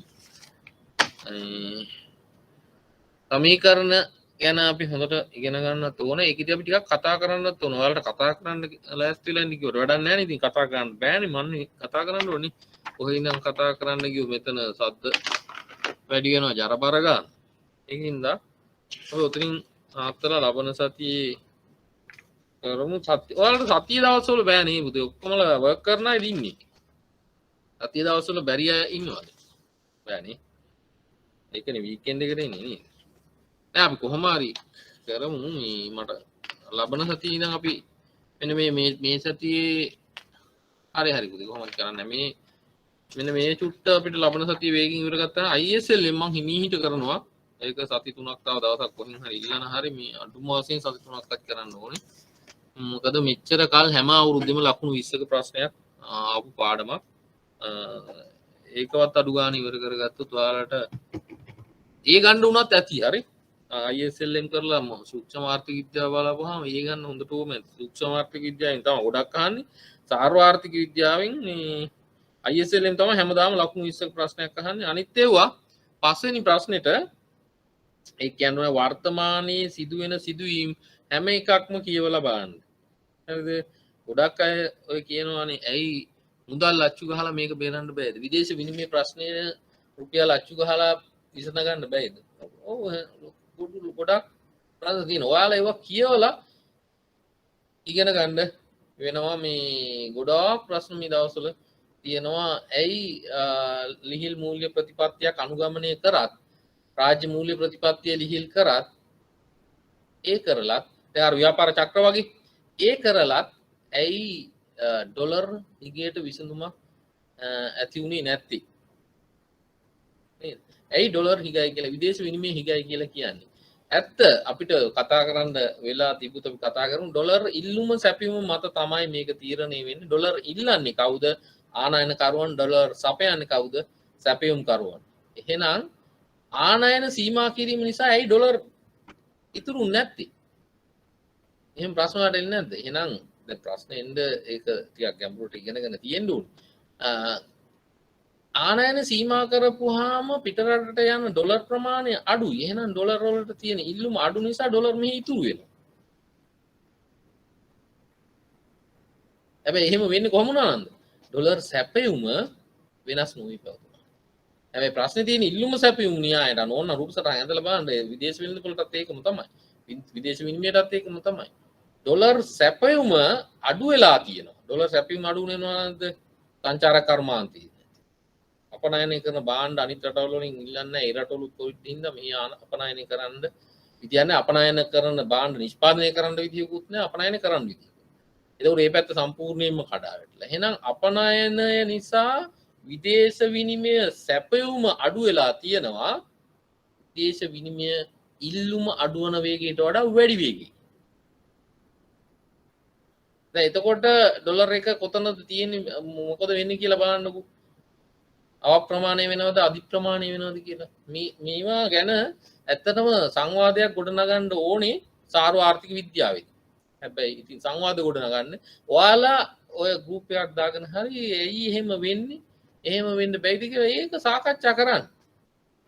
එහෙමනම් අපිට පුළුවන් නම් අපනයන ආදායම එහෙම නැත්නම් අපනයනය විසින් ඩොලර් සැපයුම අඩු වෙන වේගය ආනයන සීමා කිරීම නිසා ඩොලර් ඉල්ලුම අඩුවන වේගයට වඩා අඩු වේගයකින් අපනයන සැපයුම අඩුවන වේගය තියාගන්න ඔන්න එතකොට අපිට ඩොලර් වල වටිනාකම මේ ස්ථාවර මට්ටමක යම් තාක් තියාගන්න පුළුවන්. එහෙම නොවන තාක්කල් අපිට පාවෙන විනිමය එහෙම නැත්නම් ඒ ඩොලර් වල අවප්‍රමාණය වීම මහ බැංකුවට අල්ලගෙන ඉන්න වෙනවා. ඉතින් ඒක ටිකක් අමාරු කටයුත්තක්. ෆොරින් රිසර්ව් කියන්නේ සංචිත තියෙන්න ඕන එකට. ඉතින් ඒව ගැන ඔයාලා එකතු වෙලා කතා කරන්න. ඒ කතා කරලා යන්න ඕනේ සාර්ව ආර්ථික විද්‍යාව මේ පස්වෙනි ප්‍රශ්නෙට උත්තර ලියන්න නම් ලෝක මට්ටමේ දැන් මොනවද සිද්ධ වෙන්නේ? කොරෝනා වලින් පස්සේ මොන වාගේ ආර්ථික පිබිදීමක් ඇති වේද? ඒ පිබිදීමට මොන වාගේ කාරණා හේතු වේද? කුඩා ව්‍යාපාර නගා සිටවලා මේක කරන්න පුළුවන් වේද? එතකොට කුසිකා මේ කාබනික පොහොර වගාව නිෂ්පාදනයේ පහත වැටුණොත් මොකද වෙන්නේ? ඒ මොනොත් නිල මට්ටම් වලට මොකද වෙන්නේ? එතකොට සැපයුම් කරුවාට මොකද වෙන්නේ? නිෂ්පාදකයා සැපයුම් කරුවගේ නිෂ්පාදකයාට මොකද වෙන්නේ? පාරිභෝගිකයාට මොකද වෙන්නේ? ඉල්ලුම් කරුවගේ පැත්තෙන් සහ සැපයුම් කරුවගේ පැත්තෙන් ඉල්ලුම සැපයුමත් ඔයාලා දන්නවා. ඒ වගේ කතා කරලා හිතලා යන්න වෙනවා මේ ප්‍රශ්නෙට උත්තර ලියන්න. මේ ප්‍රශ්නෙට උත්තර ලියන්න හරි ගස්සන්න පුළුවන් අපිට සාකච්ඡාවක් තුලින් වෙලාව තියෙනවා නම් ඉතින් ඒක සාකච්ඡා කරන්න තියා පාඩම් ටික කරන්නත් අපිට තාම ඉවර කරගන්න බැරි වුණා. නමුත් මේවා තියරි ඒ වුණාට අර ප්‍රායෝගික පද්ධතිය වල ටිකක් හිතලා බලන්න අපි ISLM වලදී ටිකක් ප්‍රැක්ටිකල් පැත්ත කතා වෙනවා. නමුත් ඒවා කොහොමද අද ලෝකයේ භාවිතා වෙන්නේ කොහොමද ඒවා ඇප්ලයි කරන්නේ සමහරට ගණන් හදන ප්‍රශ්නෙටත් කොටස් දෙකක් හැටියට වර්තමානයේ පවතින තත්ත්වයක් දෙන්න පුළුවන් සූක්ෂම ආර්ථික විද්‍යාවේ පවා. ඒකින්ද ඒවටත් පුරුදු වෙන්න අපි බලමු. දෙවෙනි ප්‍රශ්නෙත් ගිය සැරේ අවුත් දෙනා වෙනස් කරලා තිබ්බා. පහුගිය පාස් පේපර්ස් කතා කරලා ගිහිල්ලා නම් විභාගෙ ලියන්න ලෑස්ති වෙන්න එපා. ඒක දැන් මේ සැරේ මං හිතන්නේ කරන්න පුළුවන් වෙයි කියලා. එකට එකක් වෙනස් ප්‍රශ්න තමයි අහලා තියෙන හැම අවුරුද්දෙම අරකම බලාන ගිහිල්ලා කවදාවත් නම් මං හිතන්නේ පාස් වෙන්න පුළුවන් වෙයි කියලා. ඒකින්ද මේ මැටි අනාන යන්න අපි මැටි අනන්ද කියලා දෙන්නම්. හැබැයි රූපي අඹාන යන්න එපා. ඒ කියන්නේ පාස් පේපර්ස් බලලා ඒ පේපර් වල තියෙන ඒවට උත්තර ලියාගෙන යනවා කියන්නේ අඹාන යනවා. මෙන්න මෙහෙමව ඔන්න ලිව්වා. ඔන්න අඹලා දීලා ආවා. ඒක කරන්න බෑ මේක. ඒ ප්‍රශ්න එකට එකක් වෙනස් හැම අවුරුද්දෙම අනිවාර්යයෙන් මෙහෙම හිතලාමයි කරලා තියෙන්නේ. මොකද නැත්තම් මේක මේ පාස් පේපර්ස් ටිකක් කරලා ලියලා එවන්නකෝ බලන්න මොකද වෙන්නේ කියලා. ඒක එහෙම කරන්න බෑ. ඒක එහෙම විය යුත්තේත් නෑ. ඒක හින්දා ඔයාලා මැටි අනාන යන්න දැනුම අරන් යන්න ගිහිල්ලා එතෙන්දී හිතලා තමයි ලියන්න වෙන්නේ. බොහෝ ප්‍රශ්න වලට සූක්ෂම ආර්ථික විද්‍යාව පවා හිතලා ලියන ප්‍රශ්න තමයි ගොඩක් තියෙන්නේ. තියරි කොටස් දෙකක් આવොත් ඉතුරු කොටස් දෙක මට මතකයි ඒක අවුරුද්දක තිබ්බා. ඒ වකට වෙළඳපොලේ පැවතිච්චි අර ඇපල් වලට බැක්ටීරියාවක් මුසු වෙලා වගේ ඒක දාලා තිබ්බේ සැරි ප්‍රශ්නයකට. උපයෝගිතා ප්‍රශ්නයකට. එතකොට කොහොමද ඒකට උත්තර ලියන්නේ කියලා මේ අඹාන ගිහිල්ලා බෑනේ. අපි දැනුම අරන් යන්න ඕනේ. එතෙන්දී හිතලා තමයි ඒක ලියන්නේ. ලොකු උත්තර නෙමෙයි. අපි බලමු රිවිෂන් එකේදී ඒ වගේ ප්‍රශ්නයක් දෙකක් හරි එක පාඩමකින් ප්‍රශ්න දෙකක්වත් කතා කරන්න අඩු ගානේ. ඒකත් පැය 8යි තියෙන්නේ. ඒක බලමු පුළුවන් තරම් කරන්න. ඔයාලගේ කැපවීම ටිකක් අවශ්‍යයි මේ වැඩේට. මේ ජනවාරි වල විභාග කොට දාගන්න ඕන නම් ඒකින්ද ටිකක් කැපේලා ගෙදර නින්නේ දැන් ගොඩක් වෙලාවට ඒකින්ද බලලා පාඩම් කරලා තියාගන්න. දැන් ඉතින් මාසයයිනේ තියෙන්නේ. ජනවාරි විභාගෙ තියෙනවා දැන් හොඳටම ලං වෙලා තියෙන්නේ. ඔයාලා දන්නෙත් නැහැ හෙට කියන දවසේ එනකම් විභාගෙට. ඒකින්ද අපි ඔතනින් නවතුණු ලබන සතියේ ඉන්න අනිවාර්යයෙන්ම එන්න ආපු නැති අයට කියන්න ඊළඟ පාඩම ඉතා වැදගත් විභාගෙට ලියන අයට ලියනවා නම් ඒකෙන් අනිවාර්යයෙන්ම ප්‍රශ්නයක් හැමදාම එනවා. හරි එහෙනම් අපි අනිත් දවසේ කතා කරමු.